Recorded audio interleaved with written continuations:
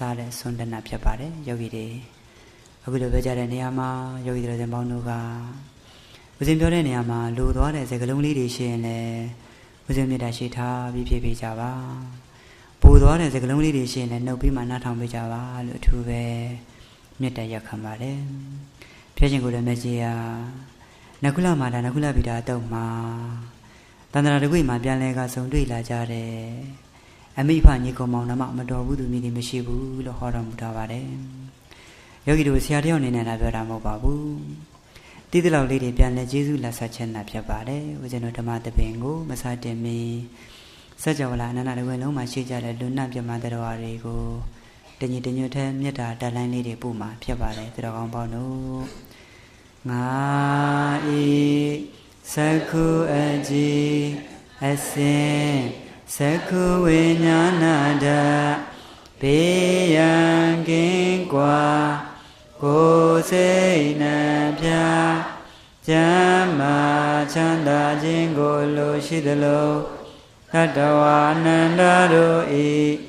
သက္ခုအကြည်အစင်သက္ခုဝိညာဏဓာတ်ဘေးရန်ကင်းကွာကိုယ်စိတ်နှပြကျမ်းမာချမ်းသာကြပါစေငါဤ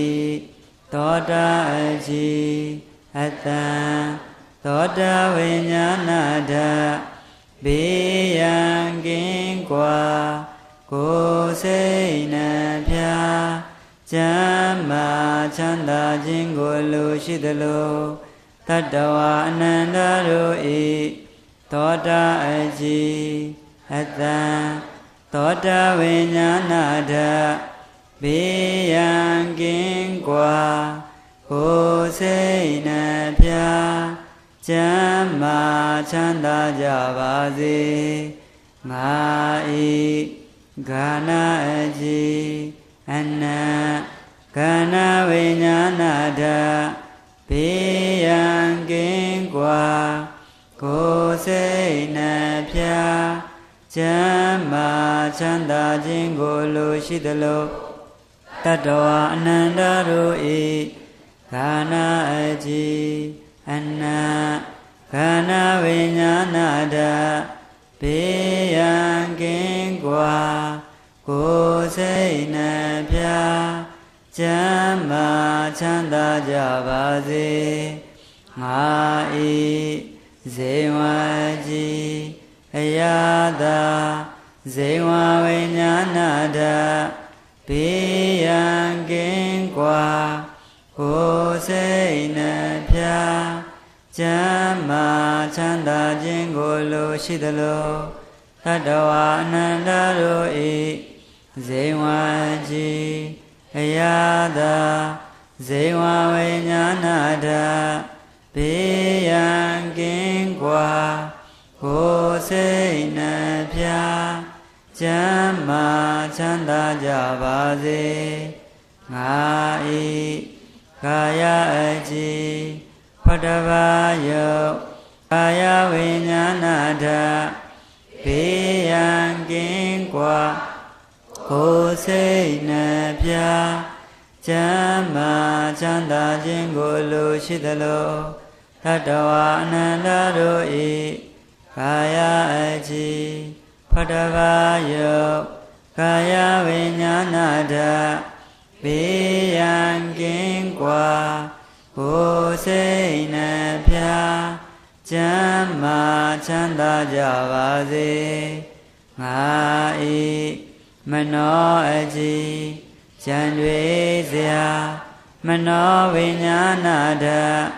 ဘေးရန်ကင်းကွာကိုယ်စိတ်နှပြကျမ်းမာချမ်းသာခြင်းကိုလိုရှိသလိုတတဝါအနန္တတို့ဤမနောအကြည်ဉာဏ်တွေစရာမနောဝိညာဏဓာတ်ဘေးရန်ကင်းကွာကိုယ်စိတ်နှပြကျမ်းမာချမ်းသာကြပါစေသာသာသာ အလန္တရာကောင်းများလက်ဥချီလေးချလို့ရပါပြီချမ်းသာတဲ့ဣရိယာပုဖြစ်တရားတော်ကိုနိုင်ပါပြီတရားကောင်းပေါင်းတို့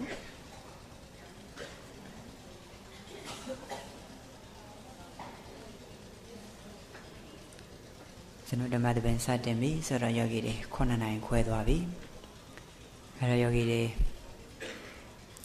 ဦးဇင်းခုနပြောခဲ့တယ်မိဘနဲ့ပတ်သက်တဲ့အကြောင်း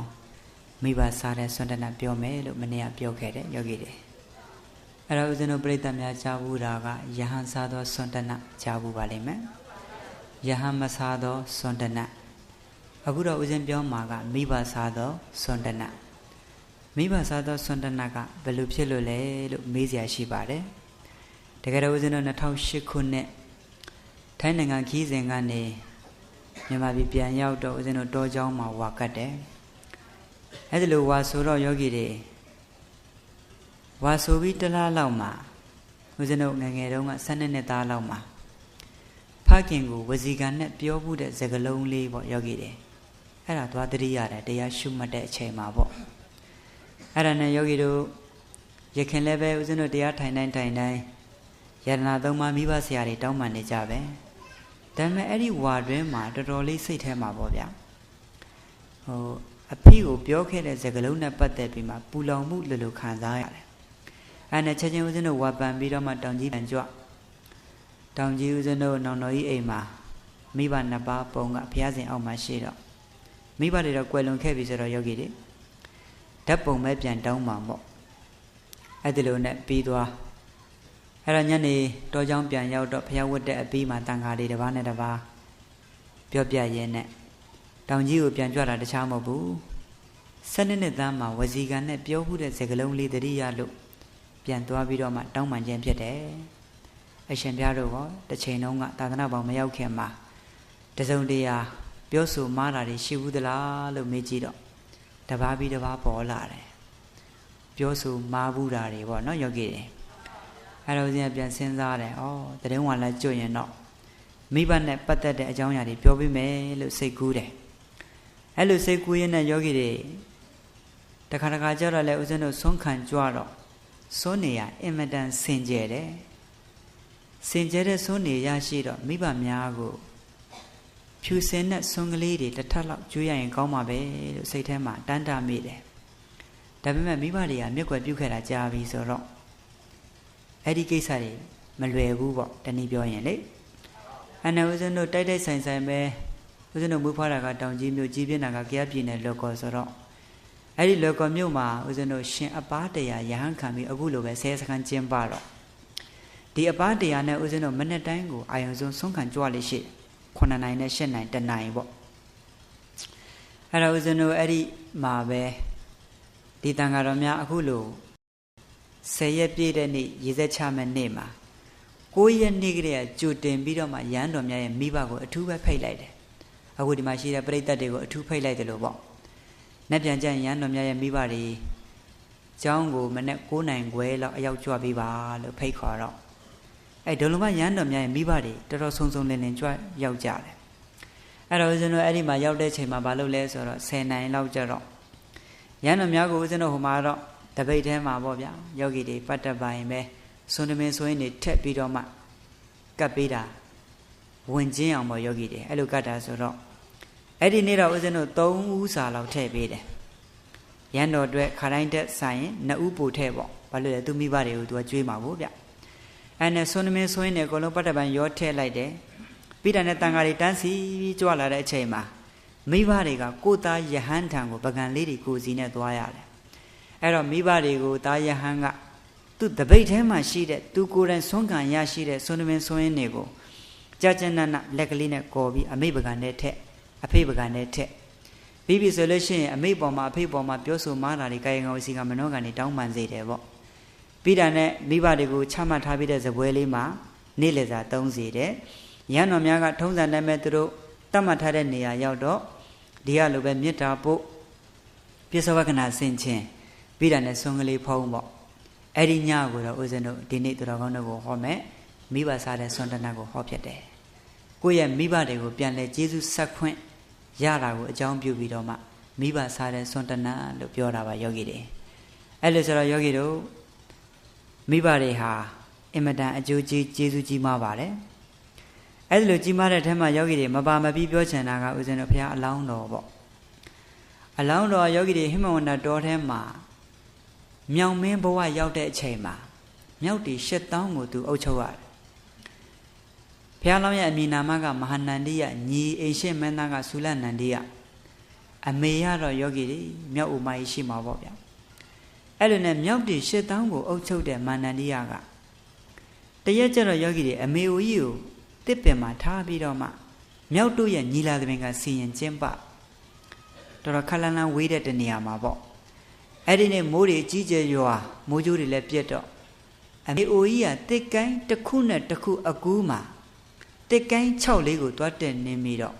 အောက်ကိုပြုတ်ကြပြီးငုတ်နှစ်ခုနဲ့မျက်လုံးရိုက်မိသွားတာမျက်လုံးကန်းသွားတယ်ယောဂီတွေအဲ့ဒါနဲ့မိုးရှူရွှဲပြီးတော့မှတစ်ပင်အောက်ကလေးမှာပဲပြန်လည်းမတက်နိုင်ရှာဘူးယောဂီတွေဝေဒနာအလူးလည်းခံစားနေရတာပေါ့အဲ့နဲ့မာနန္ဒီယဆူလနန္ဒီယသူတို့မြောက်တို့ရဲ့ညီလာသမင်ခံပြီးလို့ပြန်ရောက်တော့အမေကိုမိုးဆူဆူနဲ့တစ်ပင်အောက်မှာတွေ့တယ်အဲ့တော့မာနန္ဒီယပြောတယ်အမေဒီလောက်မိုးကြီးလေကြီးထဲမှာဘာဖြစ်လို့ဒီလိုတစ်ပင်အောက်မှာနေနေတာလဲပေါ့တေချာကြီးတော့ပါးပြမှာသွေးတွေစီးကျနေတာမြင်တယ်ဩအမေတစ်ပင်ပေါ်ပြုတ်ကြတာပဲအဲ့ဒါနဲ့ယောဂီတွေအဲ့ဒဏ်ရာညနေတဲ့ဝေဒနာကိုအတတ်နိုင်ဆုံးတော့ဆေးတွေကုပေးပေါ့ဒါပေမဲ့ယောဂီတွေဝေဒနာတော့ရပ်ပိုင်းတွင်းမှာမကြခင်ပျောက်သွားပေမဲ့မျက်လုံးတော့အလင်းမရတော့အဲ့လိုနဲ့ယောဂီတွေဒီလိုနဲ့သူတို့နေလာလိုက်တာဗျတော်တော်ကြာလာတဲ့အချိန်မှာကျတော့သူတို့အမေကိုထားပြီးတော့မှဝေးလံတဲ့ခရီးရှည်ကိုတခုကိုသူတို့သွားရတယ်အဲ့ဒီလိုသွားတော့ဝါတွင်းတွင်းလုံးပဲပြောပါဆိုယောဂီတွေဒါပေမဲ့အမေနဲ့ဘလောက်ဝေးဝေးမာနန္ဒီယကအမေကိုအရန်ကြီးဆိုင်တယ်ကောင်းမေးဆိုတဲ့တတိဝလံအကောင်းစားတွေကိုအမေဖို့ဆိုပြီးဖယ်ပယ်ပြီးတော့မှသူ့ရဲ့မူမတေနာပတိတွေနဲ့ပို့စေတယ်အလတ်စားကိုတော့သူတို့စားတယ်ဗျအဲ့လိုနဲ့တရက်ကျတော့အပြူသဘောဆောင်တဲ့ကိစ္စဘာလေးကြုံလာလဲဆိုတော့မာနန္ဒီယရဲ့မိဖုရားမာကမိဖွားဖို့အချိန်လဲနီးနေပြီအမေဖို့ပို့ပေးတဲ့အကောင်းမေးဆိုတဲ့တတိဝလံအစီဩဇာပြေဝတဲ့တတိတွေကိုမိဖုရားကစားမိရတာဖြစ်သွားတယ်သူတို့စားနေကြအလတ်စားကိုတော့အမေဖို့ဆိုပြီးပို့ပေးရှာတယ်အဲ့ဒါကိုပို့ပေးတဲ့မူမတ်တွေကအဲ့ဒီအလတ်တွေကိုသူတို့သုံးပြီးအမေအတွက်ကြတော့အနုနဲ့အရင်ပဲရောက်တယ်အဲ့တော့ယောဂီတွေသတင်းဝါလာကျွတ်တော့ကဲထုံးစံနဲ့အမေကိုလာကြတော့တာပေါ့မာနန္ဒီယဆူလနန္ဒီယကြည့်လိုက်တော့အမေဟာအယိုးပေါ်ရည်တင်းနေပြီအဲ့တော့မာနန္ဒီယတော်စိတ်မကောင်းဘူးအမေကျမကြီးမကောင်းဘူးလားအာဟာရတပ္ပယမမျှဘူးလားဥဒုတပ္ပယမမျှဘူးလားဒါရဲ့ငါကျမကြီးကောင်းပါတယ်ဥဒုတပ္ပယလည်းမျှပါတယ်အာဟာရတပ္ပယမမျှဘူးတဲ့ဟာဘာဖြစ်လို့လဲအာဟာရနဲ့ပတ်သက်ပြီးမှကျွန်တော်တို့ကအမေဖို့ဆိုပြီးကောင်းမေးဆိုတဲ့အစီဩဇာပြေဝတဲ့တည်သီးတွေကိုအမေကိုဥဖျားဖျားပို့ပေးတယ်လေအေးမင်းတို့ပို့တယ်တော့ဘလို့ပို့တယ်မသိဘူးတဲ့ငါရှိရောက်တာကအနုနဲ့အရင်ပဲရောက်တယ်တဲ့အဲ့ဒါနဲ့အကြောင်းကိုပြန်ဆန်းစစ်လိုက်တော့မိဖုရားချိန်တာတွေ့တယ်တဲ့နံပါတ်နဲ့နံပါတ်မူမတ်တွေချိန်တာတွေ့တော့ကဲအမေဖို့အနုနဲ့အရင်ပဲရောက်တာကိုသိရတဲ့အချိန်မှာတော်တော်စိတ်မကောင်းဖြစ်သွားတယ်အဲ့ဒါနဲ့မာနန္ဒီယဆုံးဖြတ်ချက်တစ်ခုချတယ်ကဲမထူးတော့ဘူးငါတစ်သက်လုံးအမေကိုပဲအနိကပြုစုလုပ်ကြွေးမယ်ကဲညီဆူလနန္ဒီယအိမ်ရှင်မင်းသားကိုပြောတယ်ငါညီမင်းဒီနေ့စပြီးတိုင်းပြည်အုပ်ချုပ်မင်းလုပ်တော့ငါအမေဦးကြီးကိုပြုစုလုပ်ကြွေးမယ်ဟာနောင်တော်ကြီးဒီလိုမပြောပါနဲ့နောင်တော်ကြီးကဆက်လက်ပြီးတော့မှဒီမြောက်ရှက်တောင်းကိုအုပ်ချုပ်ပါညီတော်သားလည်းအမေကိုအနိကပြုစုပြစီမဟုတ်ဘူးကွအကိုကြီးအဖရာဖြစ်တယ်နောင်တော်ကြီးကပဲအမေကိုအနိကပြုစုပြစီကဲအဲ့ဒါဆိုနောင်တော်ကြီးဒီလိုမပြောနဲ့တဲ့ညီတော်နောင်တော်နှစ်ဦးလုံးကအမေကိုအနိကပြုစုမယ်တိုင်းပြည်ကိုဆွန့်ခွာကြရအောင်တဲ့အဲ့နဲ့အဲ့ဒီမြောက်ရှစ်တောင်းတို့ကိုသူတို့ဆွန့်ခွာပြီးတော့မှအမေကိုအနိကသူတို့ပြုစုဆောင်ရှောက်ကြတယ်အဲ့ဒီလိုဆောင်ရှောက်တော့တရက်ကျတော့ယောဂီတွေတဲကတူပြည်ကနေပညာတွေသင်ကြားပြီးလို့ပြန်လာတဲ့လူငယ်လေးတယောက်ကကဲယောဂီတွေမဟုတ်ဆိုးလဲဝါသနာပါတော့လေးများထမ်းပြီးတောထွက်လာတာနှစ်ရက်တိုင်နဲ့တားကောင်တကောင်မှမရအောင်အဲ့ဒါနဲ့ယောဂီတွေအဲ့ဒီနေ့မှမဟုတ်ဆိုးကလည်းယောဂီတွေလာနေတယ်မာနန္ဒီယအဲ့ဒီစိတ်တွေလေးလံနေတဲ့စိတ်တွေလေးလံတော့တစ်ပင်ထိတ်ဆုံးကိုတက်ပြီးရှေးနောက်တောင်မြောက်ကြည့်တော့မဟုတ်ဆိုးလေးထမ်းပြီးလာနေတာမြင်တယ်အဲ့ဒါချက်ချင်းပဲမာနန္ဒီယအောက်ဆင်းလာဆူလနန္ဒီယကိုပြောတယ်ငါညီရေအရှိမတော့မဟုတ်ဆိုးလေးထမ်းပြီးလာနေတယ်ဒီနေ့တော့ငါတို့မိသားစုတော့အန္တရာယ်နဲ့တွေ့နိုင်တယ်အဲ့တော့ငါညီအမေကိုဂယုစိုက်ခဲ့နော် အမေကိုစားနောင်တော်ကြီးတေပွဲဝင်ပေးမယ်အဲ့ဒီလိုပြောတယ်ညီဆွေလနန္ဒီကပြန်ပြောတယ်မဟုတ်ဘူးနန္တော်ကြီးနောင်တော်ကြီးကဆက်လက်ပြီးအမေကိုပြုစုလုပ်ကြွေးညီတော်သာလင်တေပွဲဝင်ပေးမယ်မဟုတ်ဘူးကညီလေးရဲ့နောင်တော်ကြီးဆိုတာအကိုကြီးဖရာဖြစ်တယ်အဲ့တော့ငါညီအနိကအမေကိုသာပြုစုစမ်းပါတဲ့အကိုတေပွဲဝင်ပြစေတဲ့အဲ့လိုပြောနေတော့မှမုတ်ဆိုးရောက်လာတော့ကဲမုတ်ဆိုးကိုရင်ဖွင့်ပေးတယ်မုတ်ဆိုးရဲ့အမေအိုတော့အသက်ချမ်းသာရာပေးပါအမေကအယိုးပေါ်တင်နေတာကျုပ်ရဲ့အသားကဝါဝဖြိုးဖြိုးရှိပါတယ်ကျုပ်သားကိုစားပါလို့ရင်ဖွင့်ပေးလိုက်တော့မုတ်ဆိုးလေးဆွဲပြီးပြစ်ထက်လိုက်တာမြားတန်ချက်နဲ့မြေပြင်ပေါ်ပြုတ်ကျပြီးတေပွဲဝင်သွားတယ်မာနန္ဒီကမုတ်ဆိုးကဒီသားကောင်တကောင်နဲ့သူမတင်းတင်ဘူးနောက်တစ်ကြိမ်မြားချိန်တယ်ဆူလနန္ဒီကရင်ဖွင့်ပေးတယ်မုတ်ဆိုးရဲ့အမေကိုတော့လုံးဝအသက်ချမ်းသာရာပေးပါစားမှစားကျုပ်သားကိုစားပါကျုပ်သားကဝါဝဖြိုးဖြိုးရှိပါတယ်အဲ့ဒီလိုရင်ဖွင့်တော့ကဲမြားဆွဲပြစ်ထက်လိုက်တာဆူလနန္ဒီကလည်းတေပွဲဝင်သွားနောက်ဆုံးမုတ်ဆိုးကရုပ်မာတာအမေအိုတော်အသက်ချမ်းသာရာမပေးဘူးလေးဆွဲပြီးပြစ်ထက်လိုက်တာယောဂီတွေတားမိ3ဦးလုံးမတည်သွားဘူးလားမုတ်ဆိုးတော့ဝမ်းသာတာပေါ့တားကောင်3ကောင်ရတော့တားကောင်တစ်ခါတည်းကြောပေါ်တင်ပြန်ကဲယောဂီတွေအကုသို့ပေးဖို့အချိန်တန်ပါပြီကုန်းထိတ်ကနေလမ်းကြည့်လိုက်တော့သူ့အိမ်ဟာမီးဆွဲနေပြီမုတ်ဆိုးအိမ်ကဟာငါ့အိမ်မီးထဲပါသွားပါလားသူ့ရဲ့တားကောင်ရလာတဲ့3ကောင်ကိုမြေပြင်ပေါ်ပြစ်ချပြေးပြီးမှပစ္စည်းတွေအဆွဲအဲ့တော့ယောဂီတွေသူ့ရဲ့ဇနီးနဲ့သူ့ရဲ့ရင်သွေးတွေမီးထဲအကုန်ပါသွားပြီဗျအပေါ်ကမီးဆွဲနေတဲ့ထုတ်တန်းကြီးကသူ့ရဲ့နောက်စစ်ကိုရိုက်ချမကြခင်မှာယောဂီတွေမြေမြူပြီးအဲ့ဒီမှာတေဆုံးသွားတယ်အဲ့ဒီဇတ်တော်ကိုပေါင်းလိုက်တော့ယောဂီတွေမဟာနန္ဒီယကယောဂီတို့ဦးဇင်းတို့ရဲ့မြတ်စွာဘုရားအလောင်းတော်ဆူလနန္ဒီယကညီတော်အာနန္ဒာသူတို့ရဲ့အမေအိုကြီးဟာမိထွေးတော်ဂေါတမီအဲ့ဒီဘက်မှာသူတို့ကိုလောက်ကြံတပ်ဖြတ်ခဲ့တဲ့မုတ်ဆိုးကြီးဟာဒေဝတတ်တဲ့ယောဂီတွေကဲယောဂီတို့ဖះအလောင်းတော်ဟာယုံနေနဲ့တိရစ္ဆာန်ဘဝရောက်တာတော့မှအမေကိုဂရုမစိုက်ဘူးလားလူလားတိရစ္ဆာန်လားဗျအဲ့လိုဆိုယောဂီတို့ဦးဇင်းတို့ကလူသားလည်းဖြစ်နေတယ်မြတ်ဗုဒ္ဓရဲ့အဆုံးအမတွေလည်းသိနေတယ်ဆိုတော့ကိုယ့်ရဲ့ကျေးဇူးရှင်တွေကိုအတတ်နိုင်ဆုံးအစွမ်းကုန်လောကီနဲ့ကျေးဇူးဆက်မယ်လောကုတ္တရာရည်တွေနဲ့ကျေးဇူးဆက်မယ်မကောင်းလားဗျလောကီနဲ့ဆိုတာကတော့မိမိတို့ရှာဖွေရတဲ့ဥစ္စာတွေကိုအမေကိုချမ်းချမ်းသာသာထားမယ်အဖေကိုချမ်းချမ်းသာသာထားမယ်ပေါ့ကဲယောဂီတွေကိုယ့်ရဲ့မိဘတွေတရားမသိသေးရင်တရားသိနိုင်ဖို့အတွက်ကြိုးစားပေးမယ်တရားတရားအားနေတဲ့မိဘတွေကိုတရားတရားအားကောင်းလာအောင်ကံကံကြီးအကျိုးကိုမယုံကြည်သေးတဲ့မိဘတွေကိုကံကံကြီးအကျိုးယုံကြည်လာအောင်သစ္စာတရားတွေမသိတဲ့မိဘတွေကိုကိုယ်တိုင်ကြောပိုးပြီးတော့မှဖြစ်ဖြစ်ရိတ်တာတွေကိုပို့ပေးမယ်တရားနာနိုင်အောင်ကြိုးစားပေးမယ်စခန်းတွေတွင်ပေးမယ်ဆိုလို့ရှိရင်မိဘကိုအကောင်းဆုံးနည်းနဲ့ဓမ္မနဲ့ကျေးဇူးဆက်တာဗျ။ဘာနဲ့ဆက်တာလဲ။အဲ့ဒီလိုကျေးဇူးပြုရရင်မကောင်းလားယောဂီတွေ။အဲ့တော့မိဘများရဲ့ကျေးဇူးကအရန်ကြီးမားတယ်ဗျ။မိဘကျေးဇူးကပါတယ်လေ။ကျေးဇူးကြီးမားလို့စာပေတွေကတင်စားတယ်။မိဘများဟာဗြဟ္မာနဲ့တူတယ်တဲ့။ဘာနဲ့တူတာလဲ။အဲ့တော့ဘလို့ဗြဟ္မာနဲ့တူတာလဲဆိုတော့ယောဂီတို့ဦးဇင်းတို့အမေဝမ်းကြာတိုက်မှာတန်နေဆွဲတော့ကြည်ကြည်ပေါ့ယောဂီတွေအမေဝမ်းကြာတိုက်မှာတန်နေဆွဲတဲ့ချိန်မှာအမေနဲ့အဖေဟာငါသားလေးသမီးလေးဘယ်တော့မှခြေလက်အင်္ဂါဆုံလင်စွာနဲ့လူပြည်လူလောကရောက်လာပါလိမ့်မလဲမေတ္တာတွေမမွေးမချင်းတော့ယောဂီတွေတဖွာဖွာဖြစ်နေတာအဲ့တော့ရင်သွေးလေးမွေးဖွားလာပြီတဲ့အဲ့ဒီရင်သွေးလေးရဲ့ငိုတန်နှုတ်စာလုံးငိုမယ်အညစ်ကြေးစွန်းလုံးငိုမယ်အဲ့ဒီငိုတန်ကြရင်မိဘတွေနေလို့ထိုင်လို့မရတော့အယံကရုဏာဖြစ်တာတဲ့ကဲအဲ့လိုနဲ့ကိုယ့်ရဲ့ရင်သွေးလေးတွေကိုမျက်စိရှေ့မှာခုံပေါက်ပြေးလွှားတဲ့အရွယ်လေးတွေကိုမြင်လိုက်ရရင်အယံမုဒိတာတွေပွားတယ်တဲ့အဲ့လိုနဲ့ကိုယ့်ရဲ့ရင်သွေးလေးတွေပညာသင်ပေးကြရှိတာသင်ပေးပညာတတ်ကြီးတွေဖြစ်လို့တရက်အချိန်တိုင်းအိမ်အောင်နေကြအသက်ရွယ်တွေရလို့အိမ်အောင်နေကြလို့တနေ့တကြီးကိုရောက်သွားပြီဆိုလို့ရှိရင်မိဘများကရွာမှာကြံခဲ့သားသမီးကဒေပင်ရွာကိုရောက်တော့ဟောငါသားသမီးသူမိသားစုနဲ့အစင်မပြေရလားအဝေးကနေယောဂီတွေဥပ္ပခါတွေဖြစ်နေတာအဲ့လိုဆိုတော့ယောဂီတွေမေတ္တာကရုဏာမုဒိတာဥပ္ပခါပြင်မဆိုတရားပဲနဲ့ပါအဲ့ဒီ၄ပါးနဲ့ပြည့်စုံတဲ့အတွက်မိဘများဟာဗြဟ္မာမိဘများပါတယ်လေဗျအဲ့ဒီလိုဗြဟ္မာဆိုတဲ့ဒီမိဘတွေကိုအင်မတန်ကျေးဇူးကြီးမားတဲ့မိဘတွေကိုယောဂီတို့ဥစဉ်တို့နှလုံးသွင်းမှားလိုက်မယ်ဆိုလို့ရှိရင်ကောင်းပါမလားအဲ့ဒါကြောင့်ယောဂီတို့လောကမှာမပြင်းမတဲ့ပုဂ္ဂိုလ်မပြင်းမထိုက်တဲ့ပုဂ္ဂိုလ်10ဦးရှိတယ်လေဘယ်နှဦးလဲဗျကဲအခုနယောဂီတွေဝေယဥ္စာကုသိုလ်ရှင်တွေကဥစဉ်တို့ယောဂီတွေကိုကြောတဲ့ချိန်မှာခင်မွန်းကြီး10ပါးမတောင်းပါဘူးလားအဲ့ဒီခင်မွန်းကြီး10ပါးကတဲ့နာမတမ္မာသမုဒ္ဒဘုရားရှင် 2နံပါတ်ပိစေကဗုဒ္ဓ3နံပါတ်ဧကတာဝကမဟာတာဝက4နံပါတ်ယဟန္တာ5နံပါတ်အမိ6နံပါတ်အဖမမိအောင်ပြန်ပြောမယ်1နံပါတ်ကတာမတမုဒ္ဒဘုရားရှင်2နံပါတ်ကရှင်ပိစေကဗုဒ္ဓ3နံပါတ်ကဧကတာဝကမဟာတာဝကရှင်သာရိပုတ္တမထေရတို့ရှင်မမောက္ကလမထေရတို့လိုမျိုးတွေပေါ့ဗျာ4နံပါတ်ကယဟန္တာ5နံပါတ်ကအမိ6နံပါတ်ကအဖ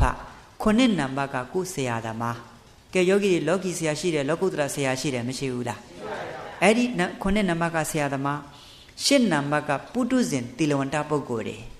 ရထဲရွာထဲမှာ9ပါးသီလကိုထိန်းပြီးတော့မှဘာသာရေးသာသနာရေးကိစ္စတွေလုပ်တဲ့လူကြီးသူမတွေမရှိဘူးလားရှိပါဘူးကဲလူငယ်လူလက်တင်မှလည်းပဲတကယ်ကိုသီလကိုထိန်းပြီးမှရရေးရွာရေးဘာသာကျိုးသာသနာကျိုးလုပ်တဲ့ပုဂ္ဂိုလ်တွေမရှိနိုင်ဘူးလားအဲ့ဒီပုဂ္ဂိုလ်တွေတိလဝန္တပုဂ္ဂိုလ်တွေထဲပေါ့ရဟန်းတန်ခါပိုင်းမှာလည်းဝိနည်းကိုအင်မတန်တန်ဖိုးထားပြီးထိန်းသိမ်းတဲ့ရှင်ကောင်းရှင်မြတ်တွေမရှိဘူးလား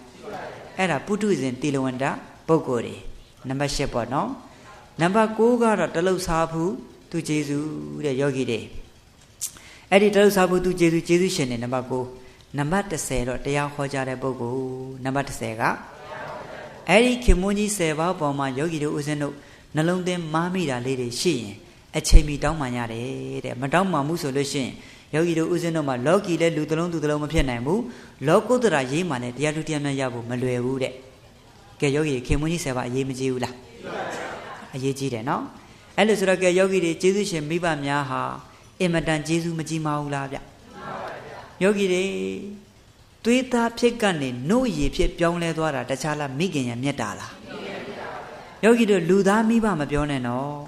တရိစ္ဆာမိဘလေးတွေတောင်တတိထားကြည့်ကြည့်ဥမာမိခင်ကြက်မကြီးဟာသူ့ရဲ့ရင်သွေးလေးတွေကိုနော်ယောဂီတွေသူ့ရဲ့ရင်သွေးလေးတွေကိုအစာရှာမကျွေးဘူးလားကဲယောဂီတွေကတော့နဲ့သူ့ရဲ့ရင်သွေးလေးတွေကိုအစာရှာကျွေးတယ်အမေလုတ်တဲ့ကြက်မမိခင်ကြီးဟာအစာလေးတွေကိုနှုတ်သီးလေးနဲ့ကောက်ပြီးသူမစားဘူးနော်ရင်သွေးလေးတွေကိုပြသေးတယ်အဲ့ဒီလိုပြတော့ကရင်သွေးလေးတွေအားလုံးပြေဝအောင်သူ့အနေနဲ့မဖြစ်စီပေးဘူးလားအဲ့ဒီချိန်မှာအထက်ကနေကောင်းကင်ကနေတခါတည်းသိမ့်စွန်တို့ဆွန်ရဲတို့ကဝဲနေပြီဆိုရင်မိခင်ကြက်မကြီးကကတော့နဲ့သူ့ရဲ့ရင်အောက်ရင်ဘတ်အောက်ထက်ကိုအတောင်မနဲ့တခါတည်းဖုံးပြီးတော့မှအန္တရာယ်ကိုကာကွယ်ပေးတယ်ဘာကိုကာကွယ်ပေးအဲ့ဒီလိုကာကွယ်ပေးတဲ့ကဲယောဂီတွေအန္တရာယ်လွတ်လောက်ပြီဆိုလို့ရှိရင်အစာရှာကျွေးလို့တခါတောမီးတွေလောင်ပြီဆိုမိခင်ကြက်မကြီးကသူ့ရင်သွေးလေးတွေကိုအန္တရာယ်ကနေလွတ်ပါစေဆိုပြီးအဲ့ဒီမီးတွေကိုသူ့အတောင်မှနဲ့အားရပါရငိမ့်တက်တာတွေမတွေ့ဘူးလားအဲ့ဒီလိုငိမ့်တက်ရင်နဲ့အတောင်မှမီးဆွဲပြီးသေဝဲဝင်သွားတဲ့မိခင်ကြက်မကြီးတွေလေကဲတခြားလားမိဘရဲ့မြတ်တာလားနောက်ယောဂီတွေလူသားမပြောနဲ့တရိစ္ဆာမိဘတွေတော့မှကိုယ်ရင်သွေးလေးတွေပေါ်မှာအဲ့ဒီလောက်တိတိတက်တယ်ဆိုလို့ရှိရင်ယောဂီတွေလူသားမိဘဆိုတာကလူသားပါပဲနော်ယောဂီတွေခရစ်ယာန်ရဲ့မိဘပဲပြောအစ္စလာမ်ရဲ့မိဘပဲပြောဟိန္ဒူဗျမနဝါဒတွေရဲ့မိဘပဲပြောဗုဒ္ဓဘာသာဝင်တွေရဲ့မိဘပဲပြောဘာသာမဲ့တွေရဲ့မိဘပဲပြောအမေအမေအဖေအဖေပါပဲဟုတ်တယ်မလားယောဂီတွေအဲ့လိုဆိုတော့ကဲယောဂီတွေတချို့ကြည့်ပေါ့ဗျာယောဂီတွေအိမ်မှာမွေးထားတဲ့တချို့နွားတိရစ္ဆာန်တွေနွားတွေဆိုတာကအင်မတန်ယဉ်ကျေးတယ်ဗျပြောမယ်ဆိုရင်တော့ယောဂီတွေရင်ဆိုင်မရှိဘူးနွားတွေကလေအဲ့တော့ဒီနွားတွေကတလောက်ယောဂီတွေယဉ်ကျေးတိမ်မွေးတဲ့နွားတွေတခါလေအဲ့အိမ်မှာမွေးထားတဲ့နမကြီးကသားပေါက်ပြီဆိုလို့ရှိရင်ကလေးမွေးရင်ဘေးမှာကိုယ်အိမ်ရှင်ကလွှဲရင်ဒစိမ့်မကနဲ့အကုန်လုံးကိုဝေ့မှာပဲသူကတော့သူ့ရဲ့ရင်သွေးကိုဘာလို့ပေးတာလဲကာကွယ်ပေးတာကဲယောဂီတွေပင်လယ်တွေမှာတွေးလိုက်မှတချို့ငါးကြီးတွေအဲ့ဒီငါးတွေကသူ့ရဲ့ရင်သွေးလေးတွေကိုသားပေါက်ပြီဆိုလို့ရှိရင်အစာရှာကျွေးနေတာလေတအုပ်ကြီးနဲ့သွားနေတာအဲ့ချိန်မှာမတော်လို့အန္တရာယ်နဲ့ကြုံပြီဆိုမိခင်ငါးမကြီးကပါဇက်ကိုအစွမ်းကုန်ဟပေးလိုက်တယ်သူ့ရင်သွေးတွေကပါဇက်ပေါက်တဲ့အကုန်လုံးတိုးခွေပြီးဝင်သွားတယ်ကဲရင်သွေးလေးတွေအထဲရောက်ပြီဆိုပါဇက်ကိုငုံပြီးတော့မှအန္တရာယ်လွတ်တဲ့နေအောင်ရောက်အောင်သွားတယ်အန္တရာယ်လွတ်လောက်ပြီဆိုမှအတွင်းအားနဲ့အားရပါရလေကိုမှုတ်ချလိုက်တာအတွင်းမှာရှိနေတဲ့ပုံအောင်နေတဲ့ငါးတွေကဂျုံနေထိုးပြီးအပြင်ကိုရောက်လာတယ်တခြားလားမိခင်ရဲ့မြတ်တာလားမိဘများရဲ့မြတ်တာအဲ့ဒီလောက်ထိကြီးမားတယ်နော်တချို့ရှင်းကြွက်တယ်သူတို့ရင်သွေးလေးတွေရင်နစ်ပြီဆိုရင်သမုတ်တရားပင်လေဘလောက်ပဲများနေသူလည်းသူ့ရှိတဲ့အသိဉာဏ်လေးနဲ့လှုပ်ရှားတယ်ဘယ်လိုလုပ်လဲဆိုတော့ဒီရေတွေကိုသွားသားကြီးပါဇက်နဲ့ဆုပ်လိုက်ဒီပြင်သွားပြစ်လိုက်သွားဆုပ်လိုက်ပြစ်လိုက်သမုတ်တရားပင်လေခမ်းဖို့လွယ်ပါမလားဒါပေမဲ့သူ့အသိတရားလေးနဲ့သူ့ရင်သွေးလေးတွေချမ်းသာရပါစေဒီလိုရည်အချက်နဲ့သူ့အနေနဲ့ကယ်ဆယ်ရေးတော့မလုပ်ဘူးလားတခြားလားမိခင်ရမြတ်တာလား မိခင်မြတ်တာဗျာနော်ယောဂီတွေမိဘရဲ့မြတ်တာအလွန်ကြီးမားတယ်ဗျာနော်အဲ့ဒီလိုကြီးမားတဲ့မိဘတွေကိုယောဂီတို့ဦးဇင်းတို့ကကဲယောဂီတွေစိတ်နဲ့ပြတ်မမယ်နှုတ်ဝစီနဲ့ပြတ်မမယ်ကိုယ်နဲ့ပြတ်မမယ်ဆိုရင်လောကမှာလူတစ်လုံးသူတစ်လုံးဖြစ်နိုင်ပါမလားအဲ့တော့အများစုတချို့လေးတွေမှာမာတတ်တာလေးတွေမရှိဘူးလားယောဂီတို့ဒီနယ်တွေတော့ဦးဇင်းတို့မကြုံဘူးပေါ့နော်ဒါပေမဲ့တခြားနယ်တွေမှာတကယ်ပြတ်မားတဲ့ပုံကိုယ်တွေအများကြီးမရှိဘူးလားလောကမှာအများကြီးရှိတယ်ကဲယောဂီတွေကိုယ့်ရဲ့ကျေးဇူးရှင်တွေကိုကျေးဇူးရှင်မှာမတိတတ်တဲ့ပုံကိုယ်တွေအများကြီးမရှိဘူးလားကဲအဲ့ဒီပုံကိုယ်တွေအကြောင်းကိုနည်းနည်းပြောမယ်ဆိုတော့ဦးဇင်းတို့နောက်ယောဂီတွေပဲခူးတိုင်းအဲ့ဒီပဲခူးတိုင်းနယ်တနယ်ပေါ့ယောဂီတွေရစ်ကန်ကြီးရွာပဲပြောပါတော့တနက်ပင်နယ်အဲ့ဒီရစ်ကန်ကြီးရွာမှာနေထိုင်တဲ့ကလေးမလေးရင်ရွှေဆိုတဲ့ကလေးမအဲ့ဒီရင်ရွှေဆိုတဲ့ကလေးမလေးကယောဂီတွေအဲ့ဒီခေတ်ကတော့လေးတန်းကျောင်းသူပေါ့လေးတန်းကျောင်းသူဆိုတော့လည်းတော်တော်ကြီးမှပဲကျောင်းနေရနေတူပါတယ်အသက်ရွယ်တော့တော်တော်ရသွားပါပြီအဲ့တော့အဲ့ဒီနေ့မှာသူတို့ရဲ့ကျောင်းမှာကစုနှင်းသဘင်ရှိတယ်တနင်္ဂနွေနဲ့တနင်္ဂနွေနေ့အဲ့တော့အမေကမိတွင်ထဲမှာအဖေလှုပ်တဲ့ပုဂ္ဂိုလ်ကຢာထဲသွားနေတာအမေကသမီးကိုပါပြောတယ်သမီးရင်ရွှေဒီနေ့ညီကျောင်းမသွားနဲ့အမေဝိုင်းကူစမ်းပါဆိုတော့ကဲအမေဝိုင်းကူရှာပါတယ်အဲ့ဒီလိုကူနေတော့မှအမေကအခန်းထဲနေလမ်းပြောတယ်သမီးကိစ္စလေးတွေပြီးသွားရင်သမီးစံပြုတ်လေးကြိုပေးစမ်းပါတဲ့သမီးအဖေကကျမ်းမာရေးမကောင်းဘူးຢာထဲသွားနေတာညနေပိုင်းပြန်လာလို့ရှိရင်အဲ့ဒါစံပြုတ်ပူပူလေးတောက်ပြီးမှဆေးလေးတောက်ရအောင်လို့တဲ့အဲ့ဒါနဲ့တောင်းတောက်နေအောင်အလုတ်ရှုပ်နေတဲ့သမီးရင်ရှည်ကအမေဟာထပ်ပြီးအလုတ်တွေခိုင်းရကောင်းလားဆိုပြီးအမေကိုရန်တွေ့တယ်တော်တော်လုတ်တွေပဲပြီးမပြီးနိုင်ဘူးတဲ့သမီးရဲ့အမေမှလည်းတကယ်ကျမ်းသွေးနုသားနည်းနဲ့ဆိုတာမလုတ်နိုင်လို့ပါသမီးရဲ့ညီအဖေကလည်းတကယ်ကျမ်းမာရေးမကောင်းလို့ပါဆိုတော့ဘာလဲတဲ့ကိုယ့်ရဲ့လင်သားကိုအဲ့လောက်တိမျက်နှာလိုမျက်နှာရခြင်းကိုယ့်အကိုလုတ်ပါလားတဲ့ကျမအငားလင်ဖြစ်နေလောက်ရမှာလားတဲ့ဟဲ့သမီးညီစကားတွေလွန်လာပြီနော်အမေလဲစော်ကအဖေလဲစော်ကဘာလဲတဲ့တော်ကမန္နာပြောတာမခံနိုင်လို့လားတဲ့ပြောတဲ့စကားတွေဒီထက်ခါသီးပါတယ်ဦးဇင်းတို့ပြောမထွက်ပါဘူးနော်အဲ့လိုခါသီးတဲ့စကားလုံးတွေပါလာတော့အမေလှုပ်တဲ့ပုဂ္ဂိုလ်ကသမီးကိုဆုံးမမယ်ဆိုပြီးအခန်းနေထွက်လာတာသမီးကလက်ဦးသွားပါတယ်အမိတ်ပါကိုအာရပါရရိုက်ချလိုက်တာတခါတည်းကြမ်းမြမှာပုံလဲကျသွားတယ်အဲ့ချိန်မှာအမေတော်စိတ်မကောင်းဘူးဗျသမီးအမိတ်ပါကိုတကယ်ပဲရိုက်လိုက်တယ်နော်တဲ့အဲ့ဒီတလုံးမပြောတယ်မျက်ရည်ပေါက်ပေါက်ပေါက်ကြအမေကစိတ်မကောင်းလို့အဲ့ဒီချိန်မှာအိမ်ရှက်နေလူတယောက်ကရင်ရွှေကိုလမ်းခေါ်တယ်ဟဲ့ရင်ရွှေညီးလာအောင်နဲ့တကယ်ခေါ်တာတော့မဟုတ်သူ့နားထဲမှာကြားတာအဲ့ဒါနဲ့ဟုတ်ပြီ तू လာမယ်ပေါ့ तू နာမည်ခေါ်ရကိုလိုက်သွားတယ်အဲ့ချိန်မှာအမေလှုပ်တဲ့ပုဂ္ဂိုလ်လမ်းတားတယ်သမီးညီးကိုဘယ်သူမှမခေါ်ဘူးနော်မသွားနဲ့မဟုတ်ဘူးတဲ့သူ့ကိုခေါ်တယ်တဲ့အဲ့ဒါနဲ့ခေါ်ရကိုလိုက်သွားရွာရဲ့အပြင်အရှိဘက်ရောက်သွားတယ်ရေကနာရောက်ခါနေမှာဟတ်ထိုးလဲသွားတယ်ပြန်ထမယ်လို့အပြုတ်မှာမြေကြီးကသူ့ခြေထောက်ကိုဝါမျိုးလိုက်ပြီအဲ့လိုနဲ့ယောဂီတွေမင်းမျိုးတယ်ဆိုတဲ့အတန်ကြားတော့ရွာထဲမှာရှိတဲ့ရွာသူရွာသားတွေရမိရဖတွေသူ့မိဘတွေလာကြည့်တော့ရေစာလုံးလို့ရေတောင်းတယ်အဲ့ချိန်မှာအားလုံးကဝါထဲမှာတခါတည်းကြာကြာနာပုံးကိုကြိုးချီရေအပြည့်ထည့်ပြီးလမ်းတိုက်တယ်သူ့အရှိလဲရောက်ရေတွေကုန်ခန်းချောက်သွားတယ်အဲ့လိုနဲ့မြေမျိုးချလိုက်တာ9ရက်ကြာတယ်ဗျဘယ်နှရက်လဲအဲ့ဒီလို9ရက်ကြာမြေမျိုးပြီးမှကလေးမလေးအပီးပိုင်ပဲပေါ့ကွယ်လွန်နှိမ့်ဆက်ရောက်တော့အမေလှုပ်တဲ့ပုဂ္ဂိုလ်ကကိုယ့်ရဲ့သမီးကိုအပြစ်မမြင်တဲ့အပြင်ဘာစကားလေးနောက်ဆုံးပြောလဲဆိုတော့ငါသမီးရဲ့တဲ့ငါသမီးဒီလိုအဖြစ်ဆိုးနေမှကြုံမယ်မှအမေသိလို့ရှိရင်သမီးကိုဒီလုပ်တွေမခိုင်းပါဘူးတဲ့အခုတော့ငါသမီးဒီအဖြစ်ဆိုးနဲ့ကြုံရတာအမေကြောင့်လို့ကိုယ့်ဟာနဲ့ကိုယ်ရမတ်စီတီးပြီးမှအာရပါရငိုကြွေးရှာတယ်ဗျတခြားလားမိဘရဲ့မြတ်တာလားအဲ့လိုနဲ့နောက်တစ်ယောက်ကယောဂီတွေဦးဇင်းတို့ကြိုက်လန့်နဲ့ကြိုက်ပြီးရွာပေါ့အမေကတော့ယောဂီတွေဒေါတာလိကရင်ဗုဒ္ဓဘာသာပါအဲ့တော့သားလုပ်တဲ့ပုဂ္ဂိုလ်ကချစ်ဖေတန်ငါအလုပ်ကိုလုပ်တယ်မိုးလင်းမိုးချုပ်တန်ငါရှာမယ်တခါတည်းမကောင်းမှုဒုစရိုက်အကုန်လုပ်ပေါ့နောက်ယောဂီတွေကြက်တိုက်မယ်အရက်တောက်မယ်လောင်းကစားလုပ်မယ်တရက်ကျတော့သူငားများတာမရတော့ယောဂီတွေအမေကိုရန်တွေ့တယ်ခမကြီးဒီဘာသာရေးလုပ်တွေလုပ်မနေနဲ့ဗျာတဲ့အမေကဘာသာရေးတားကိုင်းဆိုင်တာကိုခမကြီးကဖရာတရားလုပ်လေကျုံနဲ့ငားနဲ့ဝေးရလေပဲတဲ့အဲ့လိုရန်တွေ့တော့အမေခမလေးဖရာဝတ်ပြူတာတော့ဗဒီလေးစိတ်တာတော့သားလေးမတိတဲ့ချိန်မှာတိတ်တိတ်တူးတူးတသားလေးပြူရတယ်တရက်ကျတော့မနဲ့၄နိုင်လောက်ထပ်ဖရာဝတ်ပြူနေတဲ့အမေအဲ့တော့9နိုင်လောက်ကျတော့ယောဂီတုံမုံနဲ့အဲ့ရထလာတဲ့ချစ်ပေကအမေကိုဖရာစင်အောက်မှာလဲတွေ့ရောဒေါသအမျက်ချောင်းချောင်းထွက်ပြီးတော့မှခမကြီးကကျုပ်စကားတော်တော်နားမထောင်တဲ့အဖွားကြီးပဲတဲ့ အနောက်ကနေသွားပြီးမှနောက်ကျောကိုစောင့်ပြီးကန်ထက်လိုက်တာအင်္ဂနဲ့ကြမ်းပြန်မှလဲကျသွားတယ်ဒါလောက်တောင်ပြောမရတဲ့အဖွားကြီးကျုပ်ဓာတ်လက်ချက်နဲ့ခမကြီးဒုက္ခရောက်မယ်တဲ့ထရံမှာချိတ်ဆွဲထားတဲ့ငကြီးတောင်ဓာကြီးနဲ့လိုက်တာအမေကပြေနောက်ကသားကလိုက်ကဲကြပါဦးကျုပ်သားချစ်ပြီးနောက်ကနေဓာတ်နဲ့လိုက်နေတယ်ပေါ့ရမီရဖတွေလည်းလိုက်လာမိုးတွေလည်းအကြီးကျယ်ရွာမိုးကြိုးတွေလည်းပြစ်ပေါ့ဗျာအဲ့ဒါနဲ့ယောဂီတွေရွာရှိတဲ့လူကြီးတွေလည်းအနာမကရဲဘူးဟိုမှာဓာတ်ကင်ထားတာကိုအဲ့ဒါနဲ့ရွာရဲ့အပြင်မဲ့ရောက်တော့အမေမပြေးနိုင်တော့ဘူးအရန်မောလွန်းလို့အဲ့ဒါနဲ့ယောဂီတွေအမေကလည်းလဲသွားပြီအဲ့တော့သူ့သားလေးကိုလမ်းတားတယ်လူလေးမလုံးနဲ့မင်းကန်ကြီးထိုက်လိုက်မယ်အဲ့ဒါနဲ့ကဲခမကြီးပြေးနိုင်သေးလားပြေးလေတဲ့ကျုပ်ဓာတ်လက်ချက်နဲ့ခမကြီးဒုက္ခရောက်တော့မယ်တဲ့ဓာတ်ကိုဝေ့ရင်ဝေ့နဲ့လာနေတာကဲနောက်ဆုံးတော့အမေလှုပ်တဲ့ပုဂ္ဂိုလ်က तू ပြုတ်နေကြ तू အာယုံပြုတ်နေကြမြတ်စွာဘုရားကိုအာယုံပြုရတဲ့ဂုဏ်တော်လေးပွားရတဲ့တန်ဖို့တွေလေးကိုရွတ်ပွားနေပေါ့ဗျာသားရဲ့ဓာတ်ဂုတ်ဘိုးပေါ်အကြကိုစောင့်နေတာအဲ့လိုနဲ့တော်တော်နဲ့ဓာတ်ကမရောက်လာတော့မျက်လုံးဖွင့်ကြည့်လိုက်တော့သားရဲ့ခြေထောက်ကိုမြေကြီးကလမ်းမြူထားလိုက်ပြီအဲ့ချိန်မှာအမေလှုပ်တဲ့ပုဂ္ဂိုလ်မြင်သွားပြီဟာသူ့သားကိုမင်းမျိုးနေပြီကဲချပါအောင်ပေါ့အဲ့ဒီချိန်မှာလူလေးမင်းကန်ကြီးထိုက်သွားတာမိခင်ကိုပြက်မားလို့မင်းတောင်းမှန်လို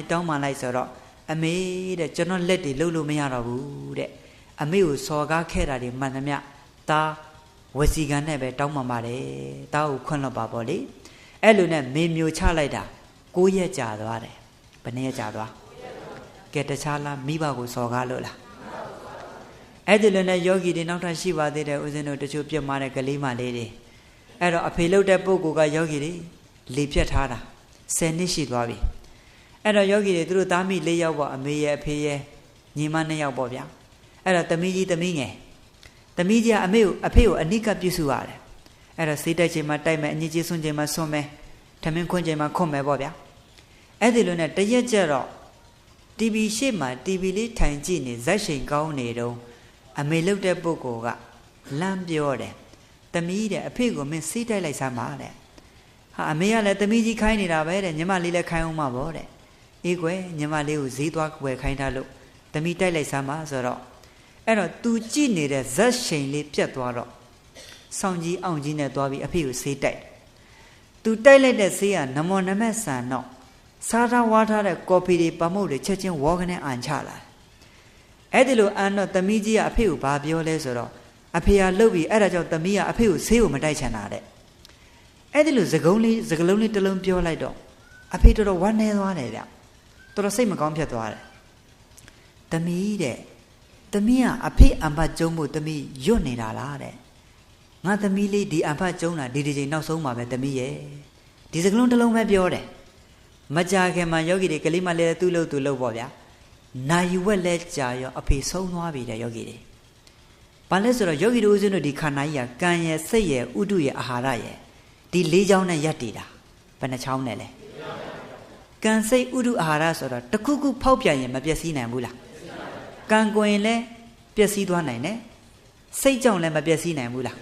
းယာဒီဥဒုဖောက်ပြန်ရင်ဟောအာဟာရပြက်လက်သွားရင်ဟောသိကြနိုင်တယ်မဟုတ်ဘူးလားအခုအဖေလှုပ်တဲ့ပုဂ္ဂိုလ်ကဘာပဲပြောသူ့ဘေးမှာသမီး2 ယောက်ရှိတယ်သူ့ဇနီးရှိတယ်သူအားတင်းထားမှလေအဲ့ဒီလိုလေဖြတ်တဲ့ပုဂ္ဂိုလ်တို့တခုခုတစုံတရာပျက်စီးသွားတဲ့ပုဂ္ဂိုလ်တွေဆိုတာတိတ်အားငယ်တတ်တာနော်ယောဂီတွေဘာဖြစ်တတ်လာလဲအဲ့တော့ယောဂီတွေငကိုယ်တည်းကစိတ်ကကြာနေတဲ့ပုဂ္ဂိုလ်ဘာပဲပြောငါသမီးကြီးရှိတယ်သမီးငယ်ရှိတယ်ငါဇနီးရှိသေးတယ်သူအားရှိသေးတယ်လေအခုသမီးပြောလိုက်တဲ့စကားလုံးကအဲ့ဒီလိုပြင်းထန်တော့သူစိတ်ကိုလွတ်ချလိုက်တာစိတ်လျှော့စိတ်တက်ကြသွားတာပေါ့ဗျာအဲ့ဒီချိန်မှာမကြခင်ကွယ်လွန်တော့သမီးကတအားနောင်တရအဖေအလောင်းကိုဖက်ပြီးတော့မှသမီးမိုက်ကိုခွန့်လွတ်ပါနဲ့နောင်တရပြီးမျက်ရည်ကြီးငယ်တွေကြာရတယ်လောကမှာဒီလိုပုံကိုယ်တွေလည်းမရှိဘူးလားဒါတကယ်အဖြစ်တွေပြောနေတာနော်ယောဂီတွေအဲ့လိုနဲ့နောက်တစ်ယောက်ကတော့ဦးဇင်းတို့ရန်ကုန်ရွှေမြို့တော်မှာပေါ့ဗျာဆရာဝန်အဖြစ်နဲ့ရက်တည်နေတာတော်တော်လေးလဲသူ့ရှိမှာစိတ်ခမ်းမှာလူနာတွေကြပါတယ်မိဘတွေကတော့ကွန်းချံကုန်းမှာနေထိုင်နေတောသူတောင်သားတွေပေါ့တရက်ကျတော့သားဆရာဝန်ကြီးကအဖေကိုလမ်းပြောတယ်အဖေတဲ့သားပြုစုပြစေရန်ကုန်မြို့ကိုတစ်လက်လောက်လာနေပေးပါအောင်တဲ့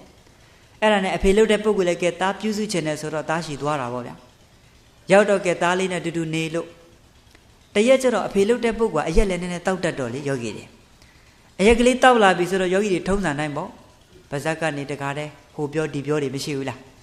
းခန္ဓာကိုယ်ရိမ့်ညံပြီးလာတော့စိတ်ခန်းကိုရောက်လာတယ်ရောက်လာတော့သားလှုပ်တဲ့ပုဂ္ဂိုလ်ကတော်တော်ဒေါသထွက်သွားပုံရပါတယ်အဖေလှုပ်တဲ့ပုဂ္ဂိုလ်ခုံမှာကြာကြာနာနာထိုင်စေပြီးတော့မှလက်ညှိုးငေါ့ငေါ့ထိုးပြီးအဖေကိုဆူတာခမည်းကြီးကိုကျုပ်ကအိမ်မှာအရက်ပလင်းနေမထောင်ထားဘူးလားဘာလဲကျုပ်ရဲ့ဂုံတိတ်ကောင်ကိုခမည်းကြီးကစော်ကားတာလားဒါခမည်းကွန်းချံကုန်းမဟုတ်ဘူးဗျရန်ကုန်မြရန်ကုန်နဲ့အားရပါရအဖေကိုဆူတော့တသက်နဲ့တကူသားသမီးငေါ့ငန်းတာမခံရတဲ့မိဘရုတ်တရက်သူ့သားကြီးကအဲ့ဒီလိုငေါ့ငန်းမှုကိုခံလိုက်ရတော့တော်တော်ဝမ်းနေသွားတယ်ဗျတောက်ထားတဲ့အရက်တွေဘယ်ရောက်သွားမှမသိတော့ဝမ်းနေလွန်းလို့ယောဂီသားရဲ့အဖေလည်းအပေါင်းအသင်းနဲ့ဆိုတော့စကလုံးကတစ်ဆုတ်ပြီးတော့မထွက်လာတော့ဝမ်းနေလွန်းလို့အဲ့ဒါနဲ့အဲ့ချိန်မှာအဖေလှုပ်တဲ့ပုဂ္ဂိုလ်အယံဝမ်းနေစိတ်မကောင်းအဲ့ဒီညစာမစားတော့စောစီအိပ်ရဝင်ပေါ့ဗျနောက်ရမနေ့အစောကြီးထအထုပ်ပိုးတွေပြန်မယ်ပေါ့ယောဂီတွေအဲ့ချိန်မှာချွေးမလှုပ်တဲ့ပုဂ္ဂိုလ်ကလန့်တားတဲ့အဖေရဲ့ဒီလိုပြုံးဆိုင်ကြီးတော့မပြန်ပါနဲ့တာကြီးစိတ်မကောင်းပဲနေမယ်သူသိပါတယ်သမီးရဲ့တဲ့အဲ့စကလုံးတစ်လုံးပြောပြီးပြန်ချသွားလိုက်တာအဖေပြန်ပြီးတလမှာတယ်လီဖုန်းဝင်လာတယ်အဖေဆုံးသွားပြီတဲ့ယောဂီတွေအဲ့ဒါနဲ့ဆရာဝန်ဇနီးမောင်နဲ့ချက်ချင်းရွာထဲကိုလိုက်တော့အဖေလောင်းကြီးစံထားအဲ့ချိန်မှာလူသူရှင်းတော့မှအမေကိုဆရာဝန်ကြီးကမေးတယ်အမေသားနဲ့ပတ်သက်ပြီးအဖေဘာများပြောသွားတယ်လဲပေါ့သားရဲ့မင်းအဖေကရောက်တဲ့နေ့ကစပြီးမင်းအကြောင်းကြီးပဲပြောသွားတာလေဟာဘာတွေပြောသွားလို့အမေပေါ့ငါသားကြီးကဘလို့လိမ်မာတာငါသားကြီးကရန်ကုန်မြို့မှာဘလို့နာမည်ရတဲ့ဆရာဝန်ဖြစ်နေတာဘလို့တော်တာအဖေကိုဘလို့ဂယုဆိုင်တာ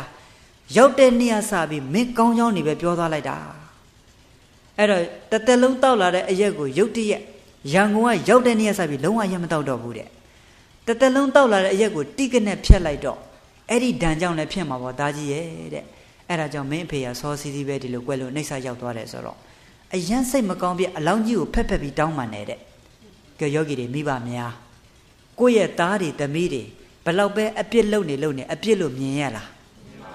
ကိုယ့်ရဲ့သားသမီးတွေဘလောက်ပဲအသက်အရွယ်ကြီးသွားသူတို့မျက်စိထဲမှာကလေးလေးပဲမြင်တယ်နော်ယောဂီတွေဘာပဲမြင်တာလဲကဲယောဂီကိုသားသမီးတွေကအိမ်တော်ရသားတွေကြားလို့လူကြီးတွေတော့ဖြစ်နေပြီဟိုမြေမြစ်တွေတော့မှဘွဲ့တွေရလို့အိမ်တော်ရသားတွေကြားနေပြီဒါပေမဲ့ကိုသားသမီးနဲ့ကြုံတဲ့ချိန်မှာမိဘများကကိုသားသမီးတွေအရွယ်ဘလောက်ပဲရနေသူတို့မျက်စိထဲမှာကလေးပဲမြင်သေးတယ်ဗျဘာပဲမြင်တာလဲကဲယောဂီတွေမိဘရဲ့မြတ်တာမကြီးမားဘူးလားအဲ့တော့ယောဂီတွေအဲ့ဒီလိုကြီးမားတဲ့မိဘတွေကိုယောဂီတို့ဦးဇင်းတို့ကနှလုံးသွင်းမားလိုက်မယ်ဆိုရင်တော်ပါမလားကဲယောဂီတို့တချို့ကျတော့ပညာတွေတက်ပညာတွေတော်တော်လေးပြည့်စုံလာတော့ကဲမြို့ကြီးပြကြီးတွေရောက်တော့ကဲကိုမိဘတွေနဲ့ပြန်နေတဲ့အချိန်မှာကိုရဲ့မိဘတွေကဘာပဲပြောတချို့ကလည်းပဲယောဂီတွေတောရွာတွေမှာနေရတာဆိုတော့ပညာမပြည့်စုံတဲ့မိဘတွေလည်းမရှိနိုင်ဘူးလားအဲ့အချိန်မှာကိုမိဘတွေကပညာမတတ်ရှာတော့ကဲသားသမီးတွေကိုဟိုပစ္စည်းဒီပစ္စည်းလေးတွေမေးတာလေးတွေမကြုံဘူးလားအဲ့ဒီလိုမေးလို့ရှိရင်သားသမီးများကလေတစ်ခုနှစ်ခုသုံးခုတက်ကြိုပြီးသူတို့ပို့ပြီးစိတ်မရှိတော့စိတ်ရှိသေးလားခမရတော့လဲမင်းများထူးလိုက်တာဗျကျုပ်ကမားတဲ့ကြားတဲ့ဒါမျိုးတွေမရှိဘူးလားအဲ့တော့ယောဂီတွေစဉ်းစားကြည့်နော်ယောဂီတို့ဦးဇင်းတို့ငယ်ငယ်လေးမှာပွဲလန်းတဲ့ပင်တွေဆိုမိဘတွေလိုက်ပို့ရှာတယ်အဲ့ဒီကလေးလေးတွေကိုဒီပခုံးပေါ်ကြောပေါ်မှာတင်ပြီးမှလက်ကလေးကင်ပြီးတော့မှအိမ်ကနေစထွက်ပွဲလန်းတဲ့ပင်ရောက်တဲ့ထိကိုသွားစထွက်ကြရနေအမင်းများထူလိုက်တဲ့ရင်သွေးလေးပွဲကိုရောက်တဲ့အိမ်ရောက်တဲ့ဒီမေးအကုန်ဖြေပေးတယ်မိဘများမဖြေဘူးလာ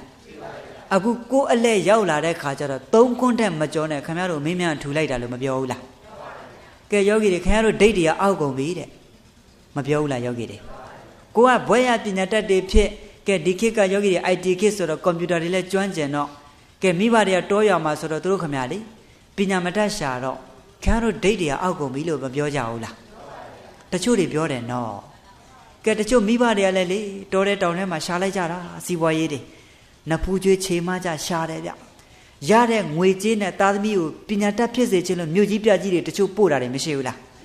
းကဲမြို့ကြီးပြကြီးတွေကိုပို့တယ်ဗျသားသမီးတွေမာသလောက်ငွေတွေတောက်ကနေပို့ပေးတယ်ခုံမှာတော့အပေါင်းအသင်းတွေမာပြီးတော့မှယောဂီတွေပျော်ခြင်းနဲ့ပျော်ဖြစ်ခြင်းနဲ့ဖြစ်နေတဲ့သားသမီးတွေလည်းမရှိဘူးလားဟာမိဘတွေတော့ငါသားကြီးကမကြခင်ကြောင်းပြီးတော့မှငါသားသမီးတွေကပညာတတ်တွေဖြစ်တော့မှမျောလင်းချက်ကြီးကြီးနဲ့စောင့်မျောနေတာလေခုံမှာတော့အပေါင်းအသင်းတွေမာတီတောက်တချို့ဆေးတွေဆွဲဦးဇင်းတို့ရှမ်းပြည်မှာတွေ့ဘူးတယ်ဗျာနော်ယောဂီတွေကလေးမလေးတွေလေယောဂီတွေ တခါတခါဦးဇင်းတို့တောင်ကြီးနဲ့ဟိုပုံးဆိုတော့12မိုင်ဝေးတဲ့ခရီးကိုဗျအဲ့တော့ဦးဇင်းတို့တောကျောင်းကနေမြို့ကိုပြန်လာပြီဆိုလို့ရှိရင်လမ်းမှာတွေ့တယ်ကလေးမလေးတွေဘာတွေလုပ်လဲဆိုတော့ယောဂီတွေသူတို့အပေါင်းအသင်းနဲ့စိုက်ကယ်တွေအုပ်စုလိုက်နဲ့တေချာကြည့်လိုက်တော့ယောဂီတွေမျက်နှာကမမှန်ဘူးဗျတီရက်တွေတောက်ပြီးမူးပြီးတော့မှကလေးမလေးတွေနော်ယောဂီတွေအဲ့ဒါယောဂီတို့တက္ကသိုလ်ကျောင်းမှာပြီးပြီဆိုတော့သူတို့တွားလိုက်ကြတာဦးဇင်းတို့ဟိုပုံးများယောဂီတွေသူတို့ရေထွက်ရှိတာဟုတ်ဗျရေထွက်မှာရေလာချိုးကြအဲ့လိုဆိုတော့ယောဂီတွေကလေးမလေးတွေကောကောင်လေးတွေကောင်မလေးတွေအရက်ကလေးတွေတော့တချို့ဆိုလို့ရဆေးဆွဲတဲ့အဆင့်တွေရောက်လာတယ်။ဘာတွေဆွဲလာတာလဲ။ကဲယောဂီတွေမိဘတွေရင်မကြိုးရဘူးလား။အော်မိဘတွေခမညာမှာတော့တောသူတောင်သားတွေရှာလိုက်ရတာယောဂီတွေငွေတသိန်းစုဖို့သူတို့မှမလွယ်ဘူး။ရတဲ့ဥစ္စာလေးနဲ့သားသမီးဘလောက်မှမာသလောက်ဘက်ကနေမပို့ဘူးလားယောဂီတွေ။လိမ်မာတဲ့သားသမီးတွေဦးစင်မပြောပါဘူးနော်။တချို့ကယောဂီတွေအပေါင်းအသင်းတွေမှာပြီးတော့မှဖြစ်ကြတဲ့ဖြစ်ဆေးတွေဆွဲအရက်တွေတောက်ဒီလိုနဲ့ယောဂီတွေပျက်စီးနေတဲ့ကလေးလေးတွေမရှိဘူးလားလောကမှာအဲ့ဒီကလေးလေးတွေတန်ဝေကအမြန်ယူတဲ့နယ်ဗျာနော်ယောဂီတွေအဲကြောင့်ယောဂီတို့ငယ်ငယ်ကလေးကလေးက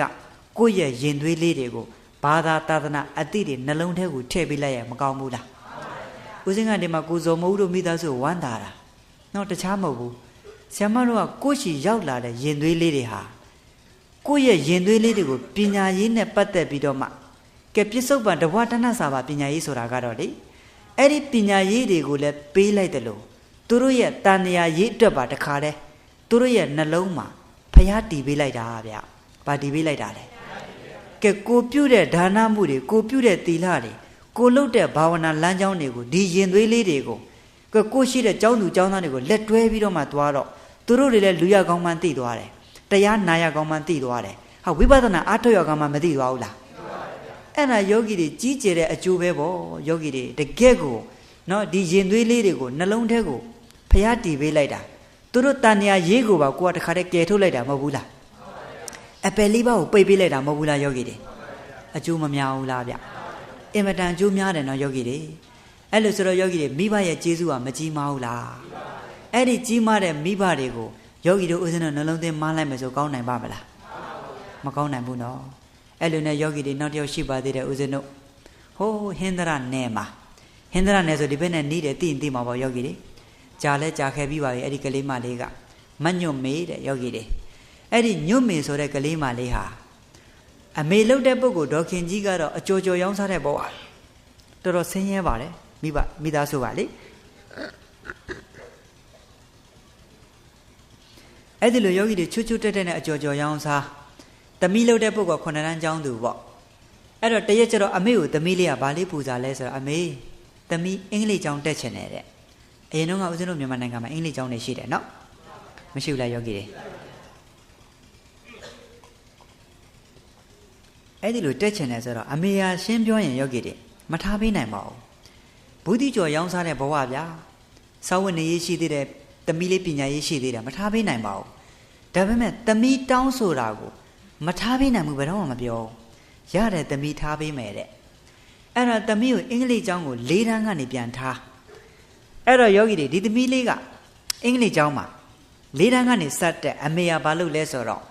့ဘူးတိကျော်ကိုနေရကလှည့်ရောက်နေ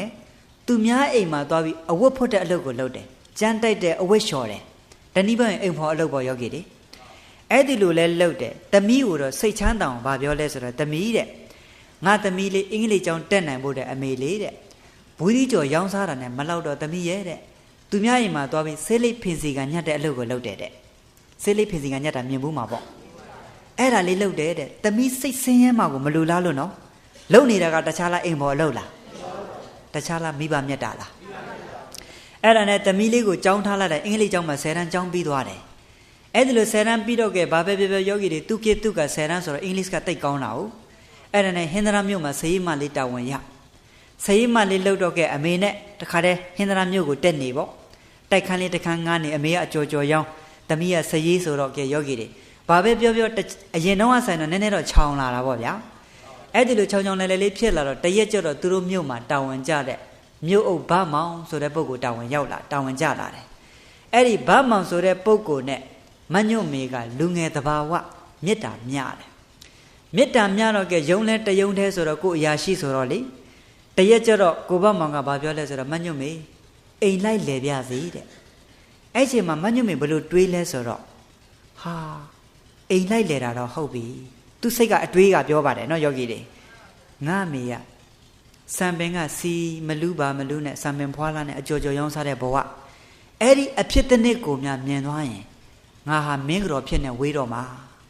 သူ့ရဲ့နှလုံးသွင်းမမှုနော်ယောဂီတွေအဲ့တော့ချက်ချင်းသူပါပြန်ပြောလဲဆိုတော့မောင်ရဲတဲ့နောက်ကျရင်တော့ရောက်မှာပါလောလောဆိုတော့မလိုက်ပါနဲ့အောင်တဲ့ဒီလိုနဲ့ပြောပြီးသူပြန်သွားတယ်တရက်ကျတော့လတော်တော်ကြာသွားတဲ့အချိန်မှာယုံပိတ်ရက်မှာကဲယောဂီတွေအိမ်လိပ်စာမေးပြီးကိုဘမောင်ရောက်လာတယ်မညွတ်မေလို့ခေါ်တော့ဟဲမောင်အိမ်လိုက်လာတယ်ပေါ့သွားခရီးဥကြိုပေါ့ဗျာကြိုလာပြီးတော့မှယောဂီတွေထိုင်စေတယ်အမေကိုကြိုပြေးပြီးတော့မှလက်ကုပ်ပြီးတော့မှမိဖို့ကြောင့်မနေလုံးဝအပြင်ထွက်မလာနဲ့တဲ့တစ်ချက်လို့အမိတ်ပဲယောဂီတွေအမေလည်းဘူးမသိဗတ်မသိမိဖို့ကြောင့်မှကုတ်နေရတာပေါ့ဗျာအဲ့ဒါနဲ့ယောဂီတွေအဲ့မှာထိုင်စကားပြောပေါ့အခန်းလေးမှာသူတို့နှုတ်ထိုင်စကားပြောတော့တော်တော်ကြာတော့အမေကအဲဝတ်ကြည်ချင်တယ်နဲ့တမီးအဲ့တဲ့ကော်ပီလေးတစ်ခွက်ဖြော်လိုက်ရမလားတဲ့အဲ့ဒီလိုပြောတော့ကဲကိုဘမောင်အတန်မကြားသွားဘူးလားဟာမညွတ်မေအဲ့ဒါဘာတူလဲအမေလားအမေဆိုရင်ခေါ်လိုက်ပါတဲ့သူစကားပြောချင်နေတဲ့အဲ့တော့မညွတ်မေဘလို့ပြန်ပြောလဲဆိုတော့ဟာအဲ့ဒါအမေမဟုတ်ဘူးတဲ့အိမ်မှာတောက်တူမဲရတွေခိုင်းမှုခေါ်ရတဲ့အိမ်ကအစေကမကြီးပါတဲ့အိမ်ကပါတယ်လေအဲ့ဒီစကလုံးကိုအမေကြားလိုက်ရတဲ့ဘလောက်ဝမ်းနေမလဲဘလောက်ရင်ကျိုးမလဲယောဂီတွေစဉ်းစားကြည့်နော်အဲ့ဒါနဲ့ယောဂီတွေအကြာကြီးပဲထိုင်စကားပြောပြီးတော့ကဲမညွတ်မေရေးတဲ့ကော်ပီလည်းဖြောမနေပါနဲ့တော့တဲ့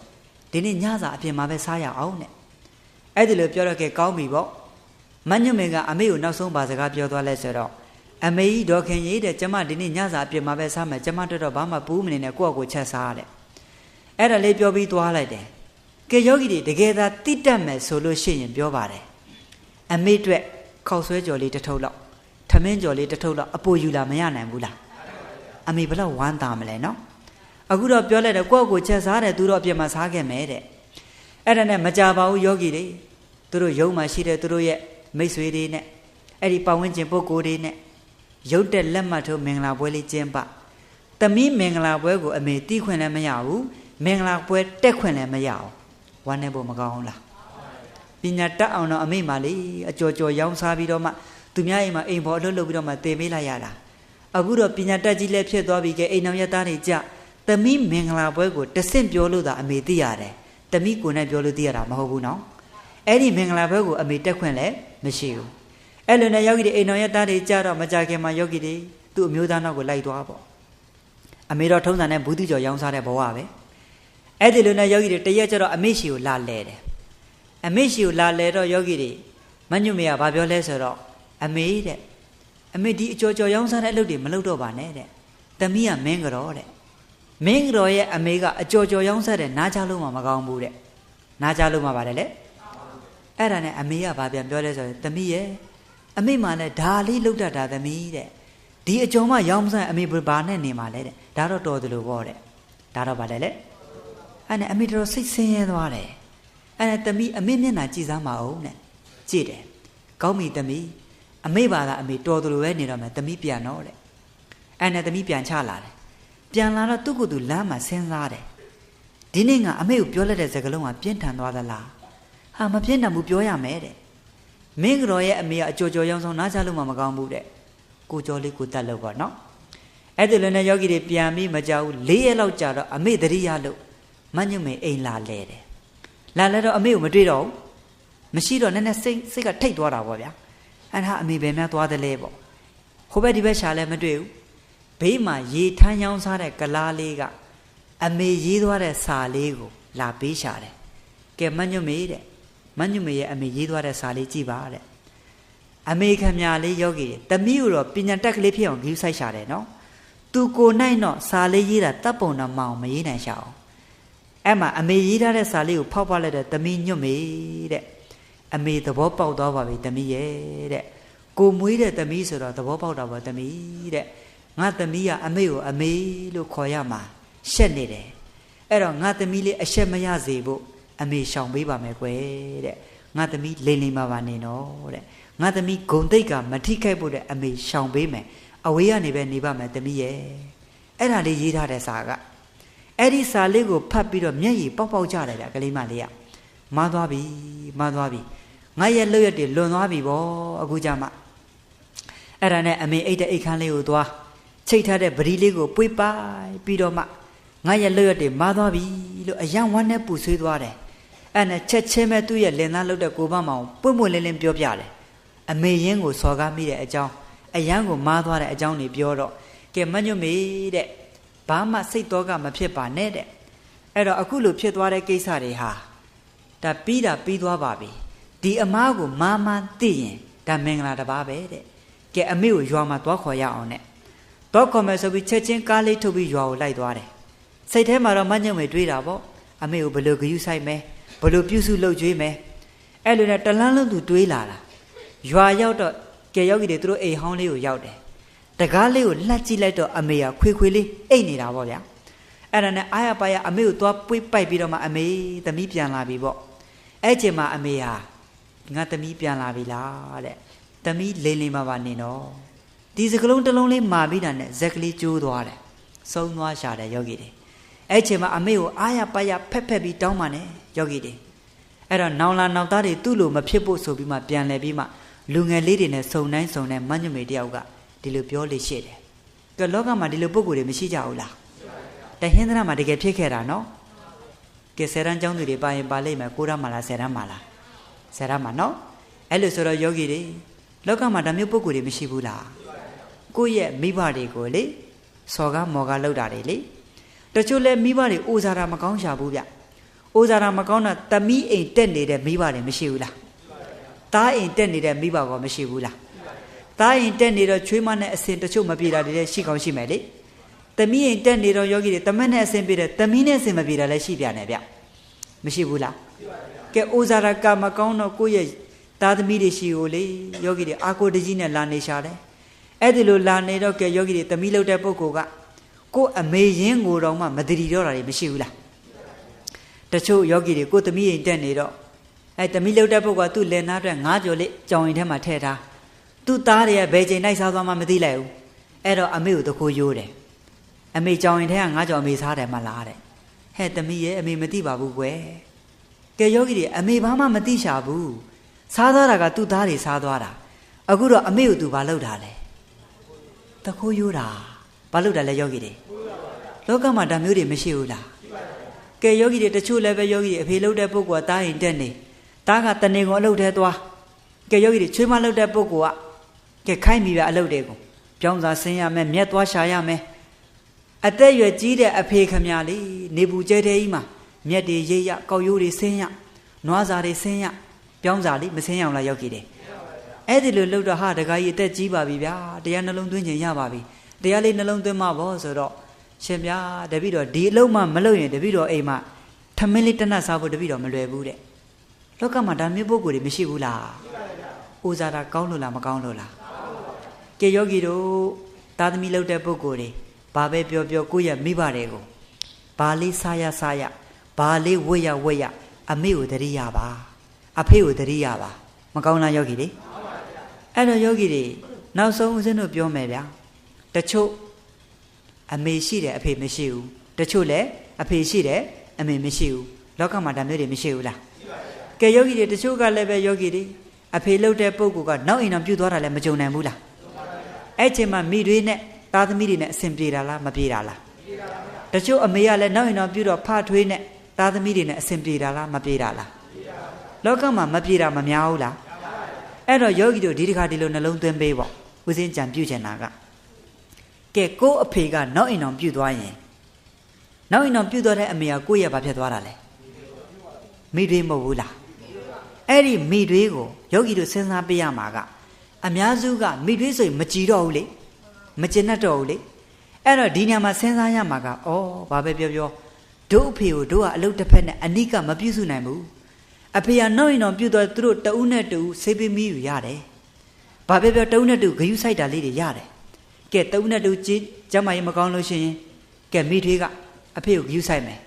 အဖေလုပ်တဲ့ပုဂ္ဂိုလ်လည်းအမေကိုဂယုစိုက်မယ်တဦးနဲ့တူသူတို့ဆေးပေးမိယူမဖြစ်သွားဘူးလားယောဂီတွေကဲကိုကအနိကဂယုမစိုက်ခွင့်မရလိုက်ဘူးလေဟုတ်တယ်နော်ယောဂီတွေအဲ့လိုဆိုလို့ရှိရင်ကဲအခုနဥစဉ်ပြောတဲ့ဥ ဦးဇင်းတို့ဖះအလောင်းတော်ရဲ့ဇတ်တော်ကိုပြန်ကြည့်ပေါ့မာနန္ဒိယရဲ့အမေအရင်မြောက်အောင်မကြီးဟာဒီဘဝမှာသူ့ရဲ့ဘာလာဖြစ်လဲမိတွေးမဖြစ်ဘူးလားမိတွေးတော့ဂေါတမီအဲ့တော့အခုလိုလာပြီးကိုယ့်ရဲ့မိတွေးဖြစ်တယ်ဆိုတာအကြောင်းမကင်းဘူးနော်အကြောင်းကင်းလားနောက်ဆုံးကိုယ့်ရဲ့အမေနောက်ရင်တော့ပြုတ်သွားရတယ်ဖထွေးရလဲအကြောင်းကင်းရလားဒါဥစဉ်ကယောဂီတို့နှလုံးသွင်းတပ်ပုံလေးတွေပြောပြပေးတာနော်အကြောင်းမကင်းလို့လာဆောင်ရတာဆိုတာပြောပြတာပါဘာလဲဆိုတော့တတန်တန်လုံးမှာမတော်ဘူးသူမိသည်မရှိတာမှန်တယ်ကိုယ်နဲ့တအိမ်ထဲမှာလာပြီးဆောင်ရတယ်ဆိုတာလဲအကြောင်းမကင်းလို့ဆောင်ရတာဘာမကင်းလို့လဲကဲယောဂီတွေအဲ့တော့ကိုယ့်ရဲ့ကျေးဇူးရှင်တွေပဲသဘောထားပြီးမှစိတ်ထားလေးနှလုံးသွင်းလေးကိုတဲ့အောင်ကြိုးစားပေးလိုက်ပေါ့တဲ့အောင်မလုပ်ပေးရမှာလဲအဲ့လိုဆိုရင်ကိုယ့်ရဲ့ကျေးဇူးရှင်တွေကိုအကောင်းဆုံးနည်းနဲ့ကျေးဇူးပြန်ဆက်ပေါ့ကဲနောက်ဆုံးယောဂီတွေကိုကလောကမှာတာယိသမီစီဝါရေးရှာတဲ့နေရာမှာဘာပဲပြောပြောကဲကိုယ့်ရဲ့ကံဉာဏ်ဝရိယလေးလိုက်လို့အဆင်ပြေတယ်ဆိုရင်မိဘတွေကကိုယ့်အိမ်လာတက်နေတာတွေမရှိနိုင်ဘူးလားအဲ့ဒီချိန်ကျရင်မိဘကိုအတတ်နိုင်ဆုံးဂရုစိုက်ကြဗျအတတ်နိုင်ဆုံးဘာလဲလဲကိုယ့်အိမ်မှာထားနိုင်ကြိုးစားပြီးထားပြီး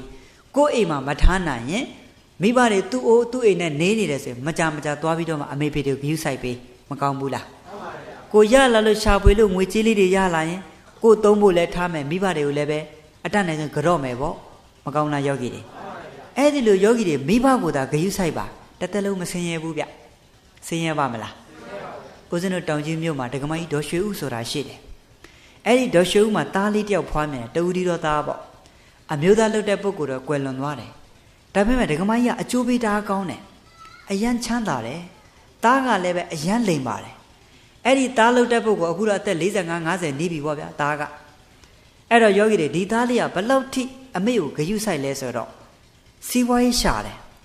ရပြီဆိုတာနဲ့ညနေမိုးချုပ်အိမ်ပြန်ရောက်တာနဲ့အမေကိုလက်ဆွဲပြီးခေါ်သွားတယ်ဘုရားရှင်ရှေ့မှာခင်းမုံလေးခင်းကြာနာထိုင်စေတယ်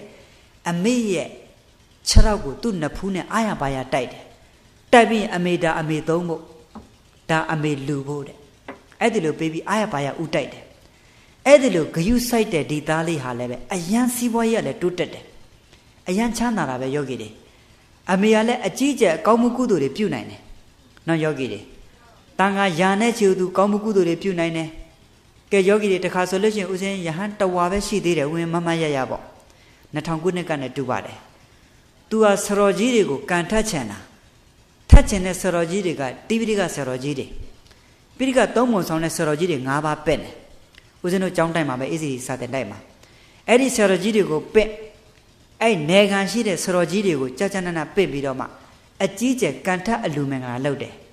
အဲ့ဒီလိုလုပ်တော့ယောဂီတွေသူမိတ်ဆွေတွေလည်းဖိတ်ပြီးတော့မှအကြီးကျယ်အလူတွေပေးတော့သူ့မှာရှိတဲ့ကားကိုရောင်းပြီးတော့မှအဲ့ဒီကုသိုလ်လုပ်တာတဲ့ငွေတွေမပေါ်သေးလို့လေသူတို့လုပ်တာကတဏ္ဍဖက်တွေလုပ်တာကိုဦ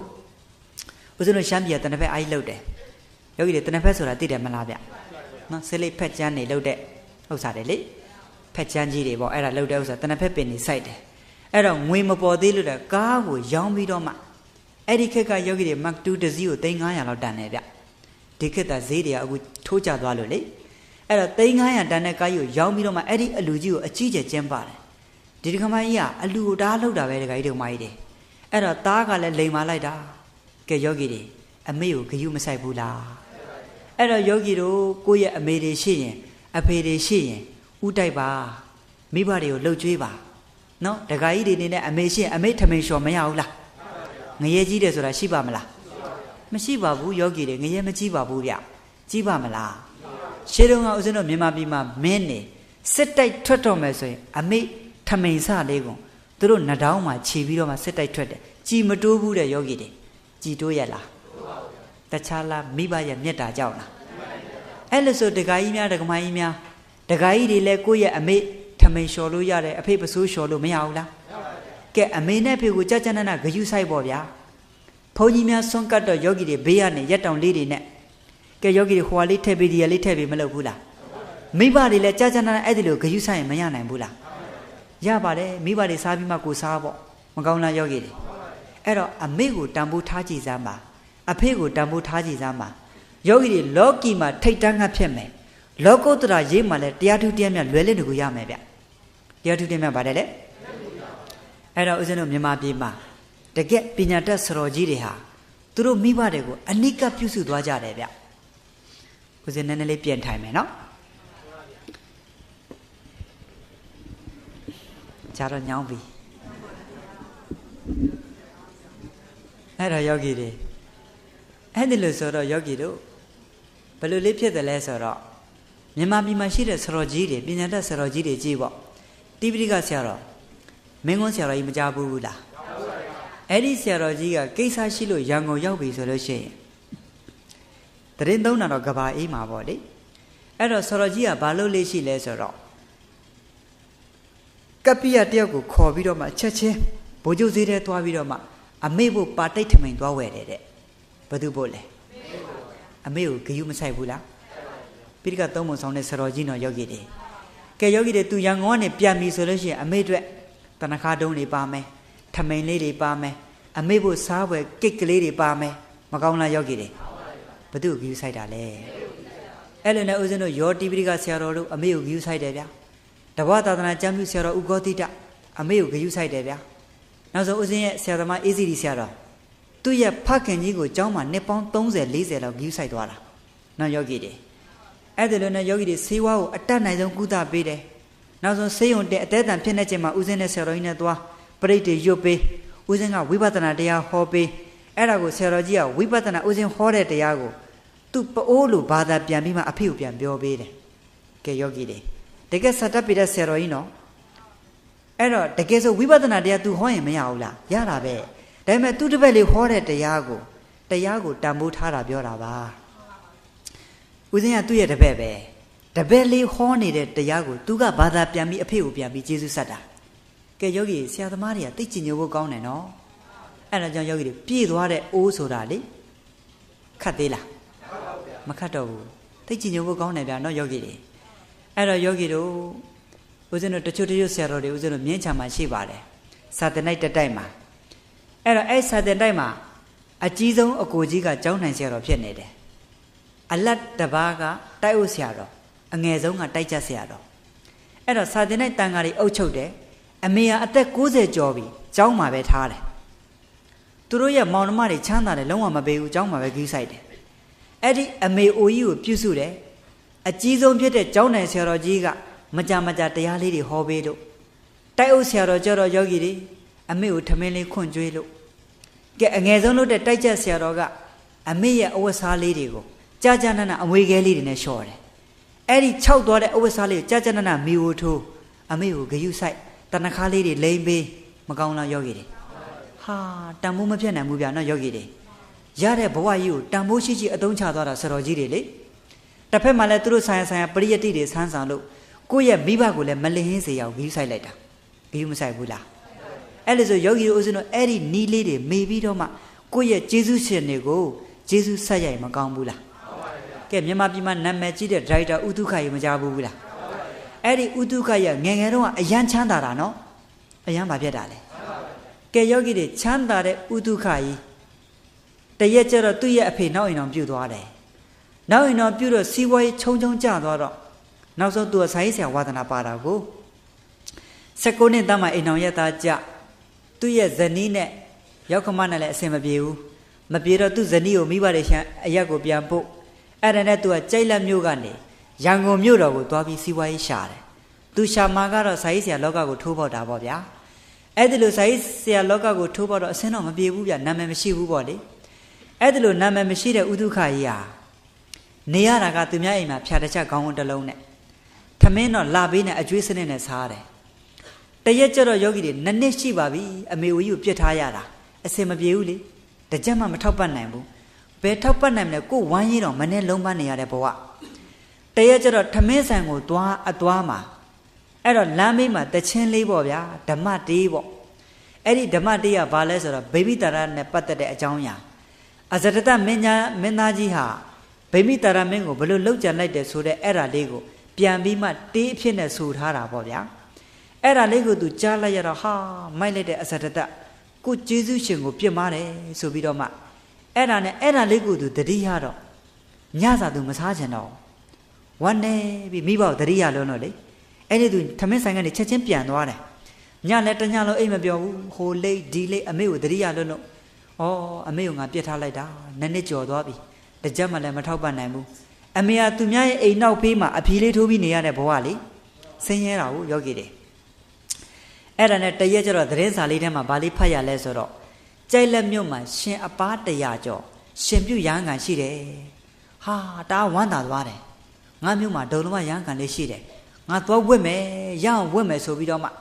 ှသူများနဲ့ငွေကြေးလေးချီးပြီးတော့မှပြန်သွားတယ်ပြန်တော့ကယောဂီတွေသူများပေးတဲ့တပိတ်တင်ကန်းလေးတွေနဲ့ဒုံလုံးမရဟန်းလေးတော့မဖြစ်သွားဘူးလားအဲ့ဒီလိုဖြစ်တော့ကယောဂီတွေမနေ့ကျတော့ဆရာကြီးဥဆောင်ပြီးတန်ခါအပား100ကျော်ဆုံးခံကြွ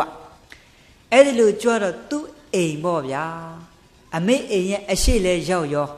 ာအမေစွန်းများထွက်လောင်းမလားလို့မျက်လုံးလေးပင့်ကြည့်လိုက်တာအမေကအဲ့ဒီအိမ်ရှိလေးမှာရပ်ပြီးလက်ဦးလေးချီလို့စွန်းလေးမလောင်းချင်နိုင်ဘူးစွန်းလေးလောင်းနိုင်ရဲ့လားအဲ့ဒါနဲ့ယောဂီတွေဝိတုကဆက်ကြွသွားပြီကြောတော့ယောဂီတွေစွန်းကိစ္စတွေပြီးလို့ညနေကျတော့သူတို့အာနာပါနကမ္မထန်လေးရှုမှတ်ရတာကိုအဲ့လိုတရားလေးနှလုံးသွင်းရတော့သူအမေကိုသတိရဒီတစ်ခါဒုံလုံးမရက်ပြည့်ရင်တော့အမေကိုဘလို့ရှာကျွေးမယ်ဘလို့လှုပ်ကျွေးမယ်ရန်ကုန်မြို့မှာဘလို့သူကြိုးစားမယ်ပေါ့အဲ့ဒီလိုစိတ်ကူးတယ်နောက်စိတ်ကူးကသူ့ကိုပြန်ပါပြောလဲဆိုတော့ဟဲ့မောင်ဒုက္ခမင်းကတော့ရန်ကုန်ပြန်ပြီးမှစီးပွားရေးလောကကိုထိုးပေါက်မယ်လို့မင်းစိတ်ကူးတွေရဲနေတာအမေဟာတက်ကြီးပြီအနိစ္စသဘောနဲ့အမေရုတ်တရက်ကွယ်လွန်သွားရင်မင်းစိတ်ကူးတွေအကုန်လုံးပျက်စီးကုန်မှာပေါ့အကယ်လို့အမေဟာအသက်ထင်ရှားရှိတယ်ပဲထားအောင်မင်းကရန်ကုန်ရွှေမြို့တော်သွားပြီးစီးပွားရေးတွေရှာရန်ကုန်မြို့ကကားတွေကများပါပြီနဲ့မတော်လို့ကားကမင်းကိုဒိုင်းကနေတိုက်ချသွားလို့မင်းသေဆုံးသွားမယ်ဆိုရင်မင်းစိတ်ကူးတွေအကုန်ပျက်စီးကုန်မှာပေါ့အခုချိန်မှာမင်းဆုံးခံကြွေးလို့ရပါသေးတယ်ပါတယ်လေယောဂီတွေဟာဒီစိတ်ကူးသူတအားဝမ်းသာသွားတယ်ဟုတ်တယ်ငါအမေကိုဆုံးခံကြွေးမယ်ဒါပေမဲ့ဝင်းနီးလမ်းကြောင်းရမရငါမသိဘူးတရားဖြုတ်ပြီးတော့ဆရာတော်ကြီးကိုမေးဦးမှာပဲအဲ့ဒါနဲ့သူတရားလေးဖြုတ်ပြီးတော့ဆရာတော်ကြီးကိုသွားပြီးပုံမလင်းလေးလျှောက်တယ်ဆရာတော်ဗျာတပည့်တော်တို့ယဟန်တော်တွေမှာမိဘတွေကိုဆွမ်းခံကြွေးမယ်ဆိုရင်ရပါသလားဖေ။အဲ့ဒါလေးလျှောက်တယ်ဟဲ့မောင်ဒုက္ခမင်းစာရေးဆရာပြီးသားလိုက်တာတဲ့မိဘမြောက်ကိုဆွမ်းခံကြွေးအပ်ပါတယ်တဲ့ဆွမ်းခံကြွေးရင်ပါတယ်တဲ့ရတယ်ဗောယောဂီတွေတို့သာသနာမှာယဟန်တစ်ပါးအမေကိုဆွမ်းခံကြွေးတာရှိခဲ့တယ်ကွမင်းတော်လိုက်တာမင်းစိတ်ကူးကောင်းလိုက်တာတဲ့အဲ့ဒါနဲ့တန်ဃာတွေကိုတစ်ခါတည်းခေါ်ပြီးတော့မှဆရာတော်ကြီးကတာရု3ချိန်ခေါ်ခိုင်းတယ်ဘာခေါ်ခိုင်းတာလဲအဲ့ဒါနဲ့နောက်ရမနေ့ကျတော့ကဲထုံးစံနဲ့ဆရာတော်ကြီးဥဆောင်ပြီးဆုံးခံကြွပေါ့ဗျာကဲဒီနေ့တော့စိတ်တွေတက်ကြွနေတာပေါ့ဥဒုက္ခကြီးဟာဒီနေ့အမေကိုသူဆွန်းကြွေးတော့မှာလေအဲ့နဲ့တပိတ်ထဲမှာဆွန်းနေလဲအပြည့်ဆွန်းရင်းနေနေပေါ့ဗျာကဲယောဂီတွေဆွန်းခံကြွေးမဲ့ဥဒုက္ခကိုဘေးကသတင်းသုံးပေါ်တွေလဲသိတော့ကဲယောဂီတွေကိမ္မုတ်တို့အာလူကျော်တို့အချောက်ချမ်းနဲ့တပွေးတစ်ပိုက်ကြီးပေးချလိုက်တာအဲ့ဒါနဲ့အဲ့ဒါကြီးတွေကိုပွေ့ပိုက်ပြီးတော့အမေရှိကိုလာတယ်လာတဲ့ခါကျတော့ကဲယောဂီတွေတလားလုံးစိတ်ကလည်းနှလုံးခုန်နေပြီပေါ့ဗျာအမေဘယ်လိုများတုတ်ပြန်မလဲပေါ့သူဆုံးခံကြွေးတာကိုကြည်ကြည်ပြူပြူပဲလက်ခံမလားမျက်ရည်ကြီးငယ်တွေကြပြီးစူပူပြလွတ်လိုက်မလားအတွေးတွေကအဲ့ဒီလိုဖြစ်နေတာကိုယောဂီတွေအဲ့ဒါနဲ့အိမ်ရောက်တော့ဟဲမောင်မစင်းအိမ်ကြွလာတယ်ပေါ့ဖျားဆုပ်လေးခင်းပေးတယ်ဟုတ်တယ်မေတော်ကြီးတဲ့မေတော်ကြီးကိုဥပုပ်တီလာပေးဖို့လာတာတဲ့ဟဲမောင်မစင်းဒီနေ့ဥပုပ်နေလဲမဟုတ်ပါလားတဲ့ဟုတ်တာပေါ့ဒကမာကြီးတဲ့ဥပုပ်နေမဟုတ်လေဥပုပ်တီလာကတော့ယူလို့ရပါတယ်တဲ့ဒါတော့ဟုတ်တာပေါ့တဲ့ကိုသားပေးတဲ့တီလာဆိုတော့ပို့ပြီးခိုင်မြဲတာပေါ့တဲ့အဲ့ဒါနဲ့အမေလုပ်တဲ့ပုဂ္ဂိုလ်ကြာကြာနာနာသားလေးကိုထိုင်စေပြီးတာနဲ့ကဲအာရပါရကြော့ပြီးတာနဲ့ဩဃာတနဲ့ကြော့တယ်ဩဃာတနဲ့ကြော့တော့အမေရစဉ်းစားတယ်ဒီနေ့ငါသားလာတာထူးတော့ထူးတယ်အမေကိုလည်းမေတော်ကြီးပြောလိုက်ဒကမာကြီးပြောလိုက်ဟုတ်တာပေါ့စိတ်မှမငြိမ်ပဲယောဂီတွေဘာဖြစ်လို့လဲအမေကိုဆုံးခံကြွေးတော့အမေရဘယ်လိုများတုတ်ပြမလဲဒေါသနဲ့တုတ်ပြမလားဟာဝမ်းသာအာရနဲ့များလက်ခံမလားအဲ့တော့ဒီစိတ်တွေမငြိမ်ဘူးလေစိတ်တွေငြိမ်ရလားအဲ့ဒါနဲ့ကဲယောဂီတွေဥပုပ်သီလလည်းပြီးရောကဲသူဘာပြောလဲဆိုတော့ဥဒုက္ခကြီးကမေတော်ကြီးတဲ့မေတော်ကြီးဥပုပ်သီလမှာတည်သွားပြီနော်တဲ့တားဟာလည်းပဲယဟန်ဘဝရောက်တုံးမှာအတတ်နိုင်ဆုံးသီလကိုထိမ့်ပါတယ်တရားလည်းပွားပါတယ်တဲ့ဝိပဿနာအားထုတ်ပါတယ်တဲ့တားလေတဲ့စင်စင်ကြဲကြဲနဲ့ရလာတဲ့စွန်းထမင်းလေးတွေမှာကြည်ပါတဲ့အဲ့ဒါအမေကိုကြွေးပြစေတဲ့အဲ့နဲ့သူ့ရဲ့မောင်နှမတွေပကံလေးတောင်းပြီးတစ်ခါလေးကောက်ထက်တော့အမေကအကြီးကျယ်မျက်ရည်ကြီးငယ်တွေကြငါသားရဲ့တဲ့ငါသားဒီလုပ်တွေနောက်ကိုမလုပ်ပါနဲ့တဲ့ဒီတစ်ချိန်တော့လက်ခံပြစေတဲ့နောက်ငါသားကြီးဒီလုပ်ကိုမလုပ်နဲ့တဲ့ဘာဖြစ်လို့လဲဆိုတော့ငါသားကြီးဘာဖြစ်လို့ဒီလုပ်တယ်ဆိုတော့အမေကောင်းကောင်းသဘောပေါက်ပါတယ်တဲ့အမေနဲ့နည်းနည်းကျော်ခွဲခွာပြီးသွားလိုက်ရတာအဲ့တော့အမေကိုတကြက်မှမထောက်ပနိုင် အခုရောက်လာတဲ့ချက်မှာဒီတပိတ်ကလေးနဲ့ဆွန့်ကျွေးတယ်ဆိုတော့အမေဝမ်းသာလိုက်တာတဲ့ဒါပေမဲ့အမေဟာတဲ့ခြုံကြနေတဲ့စီးပွားရေးသူများရင်မှာ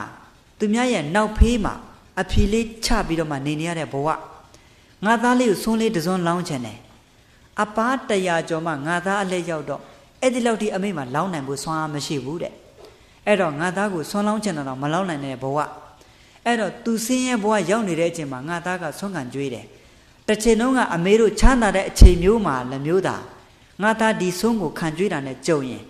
အဲ့ဒီတပိတ်ကြီးကိုခေါင်းပေါ်တင်ပြီးတော့မှငါသားလိမ္မာကဆွမ်းခံကြွေးတာဆိုပြီးနေတကာလှည့်ပြီးကြွားမှာတဲ့နေတကာလှည့်ပြီးပါတယ်တဲ့အခုတော့အမေကိုနိုင်ကသူစင်းရဲ့ဘဝရောက်နေတော့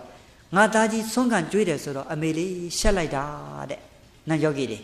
အဲ့ဒါကြောင့်ငါသားနောက်ကိုတော့ဒီလိုလုပ်ကိုမလုပ်တော့ပါနဲ့တဲ့ဒီတစ်ချိန်တော့လက်ခံပြစေတဲ့ငါသားကြီးကျမ်းမှာချမ်းသာပြီးတော့မှရှာဖွေတဲ့စီးပွားရေးတွေအားလုံးအဆင်ပြေပါစေဆိုပြီးတော့မှမေတ္တာတွေတတိကြီးပေးလိုက်တာအဲ့ဒါနဲ့အမေအနေနဲ့ပို့လိုက်တဲ့မေတ္တာကြောင့်ဟာရနှလုံးအိမ်မှာကိန်းပြီးတော့မှစိတ်တွေလည်းတက်ကြွပြီးတော့မှဥဒုခကြီးဝမ်းသာအာရနဲ့အဲ့ဒီကနေပြန်သွားဒုံလဘရက်စေတော့ကဲရန်ကုန်ရွှေမြို့တော်သူပြန်သွားပြီအာအင်အပြည့်နဲ့ပေါ့ဗျာအမေပေးတဲ့မေတ္တာတွေတတိကြီးရသွားပြီလေယောဂီတွေအဲ့ဒါနဲ့ရန်ကုန်ရွှေမြို့တော်ရောက်တော့သူ့ရဲ့စာပေလောကကိုထိုးဖောက်လိုက်တာမကြခင်မှာနာမည်ကြီးတဲ့ဒါရိုက်တာဥဒုခရဲ့လို့မဖြစ်လာဘူးလား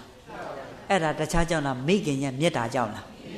အဲ့ဒါကြောင့်အမေနေ့တွေဦးဇင်းတို့မြန်မာပြည်မှာအကြီးကျယ်မကျင်းပါဘူးလားဒါယောဂီတွေအမေနေ့ဆိုတာတော့ရှိတာပေါ့ဥဒုခတို့ကစူးစမ်းပြီးတော့မှဆောင်ရွက်လာတဲ့ခါကျတော့ကဲယောဂီတွေမြို့တိုင်းမှာအမေနေ့တွေကျင်းပကြတယ်လေမကျင်းပဘူးလားအဲ့ဒီလိုနေ့မျိုးမှာဥဒုကမိခွန်းပြောတဲ့ချိန်မှာသူអော်လိုက်တဲ့အမေဆိုတဲ့စကားလုံးတစ်လုံးကြီးဟာယောဂီတွေမိုက်ကြီးနဲ့အာရပါရអော်ချလိုက်တာပရိသတ်တွေတဦးမှမခံနိုင်ဘူးတဲ့ဟိမ့်ပြီးတော့မှထွက်သွားတာလေအဲ့လေဆိုတော့ယောဂီတွေမိဘရဲ့မေတ္တာဟာမကြီးမားဘူးလားအဲ့ဒီကြီးမားတဲ့မိဘမေတ္တာကိုယောဂီတို့ဥစဉ်တို့ပြန်လဲပြီးတိခွင့်ရပြီးတော့မှကဲလောကီနဲ့ကျေးဇူးဆက်မယ်လောကုတ္တရာနဲ့ကျေးဇူးဆက်မယ်ဆိုလို့ရှိရင်အကျိုးတွေမများဘူးလားအဲ့ဒါကြောင့်ယောဂီတွေမိဘကျေးဇူးကိုတကယ်ဆက်ချင်ရင်ဓမ္မနဲ့ကျေးဇူးဆက်ပါဘာနဲ့လဲဓမ္မနဲ့ထိတိယောကျေးဇူးဆက်နိုင်တဲ့သားသမီးတွေနှုတ်ဖို့ကြည်ပါတယ်ဘာဖို့ကြည်တာလဲယောဂီတို့ဦးဇင်းတို့ဇက်တွေကတော့ပြောတာပေါ့မိဘရဲ့အမေရဲ့နှုတ်ဖို့ကိုဖျားတောင်မှတလုံးပဲကြည်တယ်လို့မပြောဘူးလားဒါကဇတ်တပင်နေနဲ့တော့သူတို့ပြောချင်ရပြောတာလေကဲယောဂီတွေမြတ်စွာဘုရားကနှုတ်ဘူးကြည်တာဗောဗျာမကြည်ဘူးလားကဲမြတ်စွာဘုရားမပြောနဲ့စစ်သူကြီးဖြစ်တဲ့တာရိပုတ္တရာမထေရပရိနိဗ္ဗာန်စံဖို့ရက်ပိုင်းအလိုမှာမြတ်စွာဘုရားကိုဥတိုက်ခွင့်ပန်ပြီးတော့မှသူပရိနိဗ္ဗာန်စံမဲ့အကြောင်းတွေမလျှောက်ဘူးလားအဲ့ဒီလိုလျှောက်တကုပြတိရတွေအမျိုးမျိုးပြပြီးတော့မှသူနဲ့တန်ဃာတော်900အမေကိုဓမ္မနဲ့ကျေးဇူးဆက်ဖို့ကြွသွားလိုက်တာသူ့မွေးဖွားနဲ့တိုက်ခန်းကိုလည်းရောက်ရောသွေးဝန်းနေလားနေတာနော်သွေးတွေအန်နေတဲ့တာရိပုတ္တရာမထေရနော်အမေကိုဓမ္မနဲ့ကျေးဇူးဆက်ဖို့ရောက်နေတာအမေကတော့ရူပတာရိပုံနေမကြီးမိစ္ဆာဒိဋ္ဌိအယူကိုကိုးကွယ်နေတာလေငါသားကငါအယူတွေယူဖို့လာတယ်လို့ဒီလိုနှလုံးသွင်းနေတာတကယ်တော့သူ့ကိုတရားဟောဖို့လာတာနော်အဲ့ဒါနဲ့ယောဂီတွေညကျတော့လာပြီးပြနတ်တွေမြမာတွေတာရိပုတ္တရာမထေရကိုလာပြီးဥမတိုက်ဘူးလားအဲ့ဒါကိုအမေလှုပ်တဲ့ပုဂ္ဂိုလ်အပေါက်ကချောင်းကြည့်မြင်သွားတော့ဟာငါကိုးကွယ်တဲ့မြမာကြီးတွေငါကိုးကွယ်တဲ့နတ်မင်းကြီးတွေပါလားအဲ့ဒါနဲ့နတ်မင်းကြီးမြမာကြီးတွေရှင်းတုံးမှာသားဖြစ်တဲ့ပုဂ္ဂိုလ်လျှောက်တယ်ငါသားတဲ့ညတကောင်ရံချိန်မှာလာကြတော့တာတကူတွေတကယ့်ကိုရောင်ကိုကလင်းထိန်နေတာနဲ့လာကြတော့အဲ့ဒါဘာတူလဲအဲ့ဒါအမေတို့ကိုးကွယ်တဲ့နတ်မင်းကြီးပေါ့ညနနိုင်လောက်မှာကြတော့တာကောအဲ့ဒါအမေတို့ကိုးကွယ်တဲ့မြမာကြီးပေါ့ဟာငါသားကြီးကဒီလောက်တော့တကူကြီးတာပါလားငါသားကြီးဒီလောက်တော့တကူကြီးရင်ငါသားကိုးကွယ်တဲ့ဆရာသမားမြတ်စွာဘုရားကဘယ်လောက်ထိတကူကြီးမလဲပေါ့စိတ်ကလေးလဲလာတယ်ဘာဖြစ်လာတာလဲအဲ့ဒီချိန်မှာတစ္ဆာတရားကောက်ဟောလိုက်တာသောတပန်တည်သွားတယ်ဗျာဘာတည်သွားတာလဲသောတပန်လဲတည်ရောတာရိပုတ္တရာမထေရဘလို့ကျုံသွားလဲဆိုတော့ငါနှုတ်ဖို့ကြည်ပြီတဲ့ဘာတယ်လဲယောဂီတွေကဲမေတော်ကြီးအပြင်ထွက်တော့တဲ့သူ့မေတော်ကြီးကိုအပြင်ကိုထွက်စေတယ်ရှင်ရေဝရကိုခေါ်ပြီးတော့မှတန်ခါ900ဖိတ်ပြီးတော့မှကာယကံဝစီကံမနောကံတွေတောင်းပန်ပြီးတော့မှကဲအားလုံးပြီးသွားတဲ့ချိန်မှာသူ့အနေနဲ့နိဗ္ဗာန်ကိုအာယုံပြုရင်နဲ့နောက်ဆုံးအာယုသင်္ခါရလွတ်ပြီးတော့မှချုပ်ငိမ့်သွားတယ်ပြိဋိမှာမပြုတ်သွားဘူးလားယောဂီတွေကဲယောဂီတွေနောက်ဆုံးအမေကိုတရားရည်မှစေမတိုက်ကြွေးဘူးလား တိုက်ကျွေးတော့ဘာကြေတယ်လို့ကြုံသွားတာလေအဲ့လို့ဆိုယောဂီတို့ဥစဉ်နဲ့လေဓမ္မနဲ့သာမိဘတွေကိုကျေးဇူးဆက်ရင်ဘာဘိုးကြေမှာလဲမကြေဘူးလားယောဂီတွေအဲကြောင့်ယောဂီတို့ကိုယ့်ရဲ့ကျေးဇူးရှင်တွေရှိနေရင်အတတ်နဲ့ဆိုဓမ္မနဲ့ကျေးဇူးဆက်ပါဓမ္မအသီးလေးတွေသိနိုင်ကိုယ်တိုင်ပြောနိုင်ရင်ပြောပေးပါမပြောပေးနိုင်ရင်အမေတွေလည်းသွားဖို့လာဖို့မလွယ်ဘူးဆိုရင်ကဲယောဂီတွေတန်ဃာတော်တွေဟောကြားတဲ့တရားတွေတိတ်ခွေလေးတွေ DVD ဓာတ်ပြားလေးတွေမရှိဘူးလားအဲ့ဒါလေးတွေထိုးပြပြီးတော့မှအမေကိုကျေးဇူးဆက်ဖို့မရဘူးလားတလုံးသီးတလုံးကိုပြောပေးမရဘူးလားနှလုံးသီးနှလုံးပြောပေးမရနိုင်ဘူးလားဒါအကောင်းဆုံးကျေးဇူးဆက်နည်းပဲဗျဘယ်လိုဆက်နည်းလဲဦးဇင်းတို့မြတ်စွာဘုရားလက်ထက်ကဂရေ80ချမ်းသာတဲ့မိသားစုရှိတယ်အမေရဲ့အဖေရဲ့သားရဲ့ပေါ့တာမီ3ယောက်အဲ့တော့ယောဂီညနေနေဝင်ရိုးကြီးဆိုလို့ရှိရင်ဦးဇင်းကစကားတော့လိတ်တယ်တီးခံပြီးနားထောင်ပြနော်မောရင်စကားလိတ်တယ်အဲ့လိုပဲအဲ့တော့မနေ့ပြောနေရတာလေအဲ့တော့အဲ့ချိန်မှာညနေနေဝင်ရိုးကြီးချိန်ဆိုလို့ရှိရင်မြို့ထဲမှာရှိတဲ့တထေးတွေတကြွယ်တွေကမြတ်စွာဘုရားတရားတော်နာကြတယ်အဲ့ချိန်မှာလူငယ်လေးတစ်ယောက်ကအဲ့ဂရေ80ချမ်းသာတဲ့အဖိုးကြီးဖွားကြီးရဲ့သားပေါ့ဗျာသူကလမ်းပြောတယ်ဦးလေးတို့တော်တို့ညတိုင်းဒီဘက်ကိုသွားတာဘယ်ကိုသွားကြတာလဲဟာလူလေးလောကမှာတာမန်တန်ဝရဘုရားရှင်ပွင့်တော်မူပြီလေအဲ့ဒါတို့အဲ့ဒီဘုရားဟောတဲ့တရားတွေသွားနာတာမင်းတရားနိုင်လိုက်ခဲ့ပါလားဆိုတော့ဟာလဲလို့ရရင်ကျုပ်လိုက်ချင်ပါတယ်တဲ့အဲ့ဒါနဲ့အဲ့ဒီပြိဿတ်နဲ့လိုက်သွားတယ်မြတ်စွာဘုရားဟောတဲ့တရားကိုနာပြီးအပြီးမှာအဲ့ဒီကလေးဘယ်လိုစိတ်ဖြစ်သွားလဲဆိုတော့သင်္ကန်းစီးခြင်းစိတ်လေးပေါက်သွားတယ်ဘာစီးခြင်းတာလဲမြတ်စွာဘုရားကူသွားပြီးလျှောက်တယ်မြတ်စွာဘုရားတပည့်တော်သင်္ကန်းစီးပြစီချစ်သားသင်္ကန်းစီးတာတော့ဟုတ်ပြီချစ်သားကိုမိဘတွေခွင့်ပြုရလားမြတ်စွာဘုရားမိဘများခွင့်ပြုမဲ့နေသားသားတပည့်တော်တရားလာနာတော့မိဘတွေမသိဘူးဖေရအေးအဲ့လိုဆိုရင်ချစ်သားငါပြသာသနာမှာကမိဘတွေခွင့်ပြုမှာပဲတို့ကဝတ်ပေးလိမ့်ရှိတယ်တော်မိဘတွေခွင့်ပါအောင်နဲ့အဲ့ဒါနဲ့မိဘတွေသွားခွင့်ပါတော့မိဘတွေကသားကလည်းတူဒီတော်သားဖြစ်တာကတကြောင်သူတို့ကိုယ်နိုင်ကကိုယ်ွယ်တာကလည်းယောဂီတွေအယူကတိတ်နေတော့ဒီသားလေးကိုခွင့်မပြုနိုင်အောင်ခွင့်ပြုနိုင်ရဲ့လားငါသားတို့မှရှိတာကဂရေ80သောပစ္စည်းတွေရှိတာမင်းသင်္ကန်းစီးသွားရင်ဒီပစ္စည်းတွေဘယ်သူထိမ့်သိမ်းမှလဲတဲ့ခွင့်မပြုနိုင်ဘူးတဲ့မိဘတွေကခွင့်ပြုရဲ့လားခွင့်မပြုတော့နောက်ဆုံးခွင့်မပြုရကောင်းမလားဆိုပြီးတော့မှမြေပြင်ပေါ်ထိုးပြီးတော့မှအိတ်ချလိုက်တာဆန္ဒပြတာ9ရက်မစားမတော့ပဲဆန္ဒပြတာဘယ်လိုပြတာလဲ9ရက်တိုင်နဲ့ဗာပြစားတော့သေးရဲ့လားအဲ့လိုနဲ့9ရက်တိုင်နဲ့မစားမတော့ပဲဆန္ဒပြတော့အဲ့ဒီမှာအဲ့လူငယ်လေးရဲ့တငယ်ချင်းတွေကလာပြီးတော့မှအဲ့သူမိဘတွေကိုလာပြီးမှအကျိုးကြောင့်ပြောပြတယ်ဦးလေးတို့တော်တို့ဦးလေးတို့တော်တို့သားကိုဒီတိုင်းပြစ်ထားရင်မကြခင်ရက်ပိုင်းတွင်းမှာတေပွဲဝင်တော့မှာမကြခင်ပါဝင်တော့မှာလေအဲ့တော့အခု तू ဖြစ်ချင်တဲ့ဆန္ဒကိုဖြည့်ပေးလိုက်ပေါ့ဗျာ तू သင်္ကန်းစီးသွားရမယ်ဆိုဦးလေးတို့တော်တို့လည်းသူ့ကိုမြင်ရအောင်မယ်မတော်လို့ဒီမှာမစားမတော့ပဲဆန္ဒပြတေပွဲဝင်တဲ့ဦးလေးတို့တော်တို့မြင်ရတော့မှာမဟုတ်ဘူးအေးငါတူတူပြောတယ်လေဟုတ်ပြီသားပဲအဲ့ဒါနဲ့သင်္ကန်းစီးခွင့်ပေးလိုက်တယ်ပေးလိုက်တော့ဝါတာအာရနဲ့သာသနာပေါင်းရောက်ပေါ့ဗျာသင်္ကန်းစီးပြီးမကြဘူးမြတ်စွာဘုရားက9နှစ်တိုင်တဲ့ဝိနည်းအဘိဓမ္မာတွေလေ့လာကဲသူ့မှာပြည့်စုံသွားတော့တောထွက်သွားတယ်တောထဲမှာ9နှစ်ကြာတယ်ပေါင်းလိုက်တော့ဘယ်နှစ်နှစ်လဲ12နှစ်အဲ့ဒီလို12နှစ်ပြည့်တော့တရက်ကျတော့အာဂန္တုယဟန်လေးတစ်ပါးကြွလာတယ်အဲ့ဒီတစ်ပါးကြွလာတော့ကဲယောဂီအာဂန္တုဝရှိတော့ရေလေးတွေပေးလို့တပိတ်လေးတွေကမ်းယူတဲ့နေရာထိုင်ခင်းနေပေးပဋိဌာန္တရဇကာအလဘတလဘတွေပြောတာပေါ့ဗျာပြောပြီးတော့ဘယ်ကနေကြွလာတယ်လဲလို့အเจ้าစုံနေမေးလျောက်တော့တာဝတိမြို့ဇေရဝန်ကျောင်းတော်ကနေကြွလာမှသိတယ်အဲ့တော့အရှင်ဗျာအဲ့ဒီလိုဇေရဝန်ကျောင်းတော်ကကြွလာတော့မြတ်စွာဘုရားနဲ့အစရှိတဲ့တာတိဗုဒ္ဓမထေရတို့ရှင်မမောက်လန်းမထေရတို့ညီတော်အာနန္ဒာတို့အားလုံးကြမ်းကြမ်းမာချမ်းချမ်းသာသာရှိပါရဲ့လားအားလုံးနေကောင်းပါလေအရှင်ဗျာတဲ့ကောင်းပြီဖေဟာတပည့်တော်တခုလေးမေးချင်ပါတယ်တဲ့အဲ့ဒီမြို့မှာဂရေ80ချမ်းသာတဲ့အဖိုးကြီးဖွားကြီးရှိတယ်ရှင်ဗျာသူတို့ကိုမသိဘူးလားဟာသိတာပေါ့ဖေဟာသူတို့အခြေအနေဘယ်လိုရှိလဲရှင်ဗျာသိရင်တပည့်တော်ပြောပြပါလားဟာသူတို့เจ้าတော့တပည့်တော်မပြောချင်ဘူးတဲ့အဲ့ဒါနဲ့ပယ်ချတယ်နော်အာဂန္တုယဟန်ကလေအဲ့ဒါနဲ့အကျဉ်းချင်းပယ်လို့မရတော့ကဲအရှင်မြတ်မေးပါများတော့လေတပည့်တော်ပြောရမှာပေါ့ဗျာအဲ့ဒီဂရေ80ချမ်းသာတဲ့အဖိုးကြီးဖွားကြီးကသူတို့မှာသားလေးတယောက်ရှိတယ်လို့တပည့်တော်ကြားဘူးတယ်တဲ့ဘာရှိတာလဲ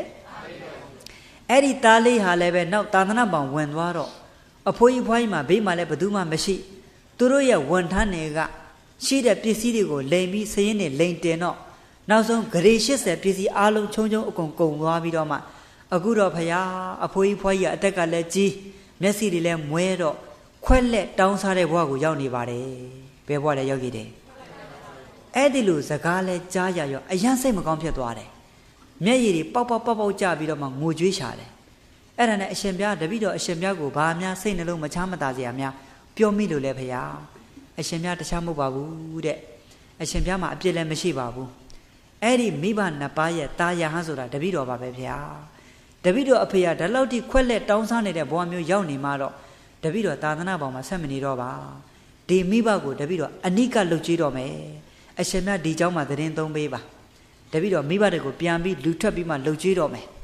အဲ့ဒါနဲ့အဲ့ဒီကိုတော်လေးကပြန်ချသွားတယ်လမ်းလေကောင်ကိုရောက်ပြီးလမ်းစုံကိုရောက်တော့ဒီဘက်တဲ့သွားရင်ဇေရဝန်ကျောင်းတော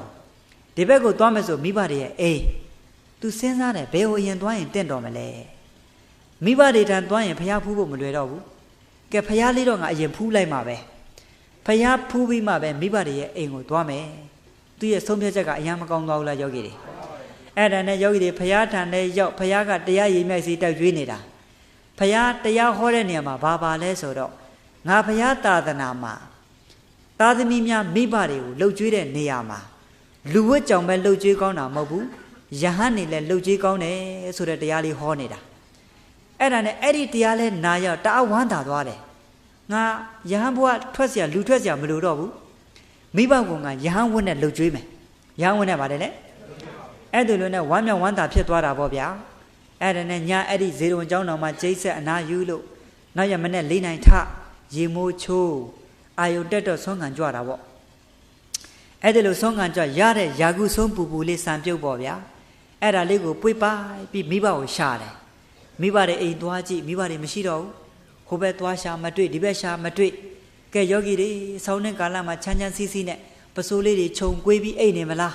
လုံကြီးလေးတွေကိုခြုံပြီးကွေးပြီးအိတ်နေမလားမိဘတွေလေအဲ့ဒါနဲ့ဇရက်အိုဇရက်ပြက်တွေရှာမတွေ့နောက်ဆုံးတော့ယောဂီတွေလမ်းကြားလေးတစ်ခုမှာအရက်ကလေးတစ်ခုလှုပ်နဲ့တွေ့တယ်ဘာဖြစ်လဲဆောင်းနှင်းမြူတွေကြနေတော့မရှင်းဘူးလေယောဂီတွေ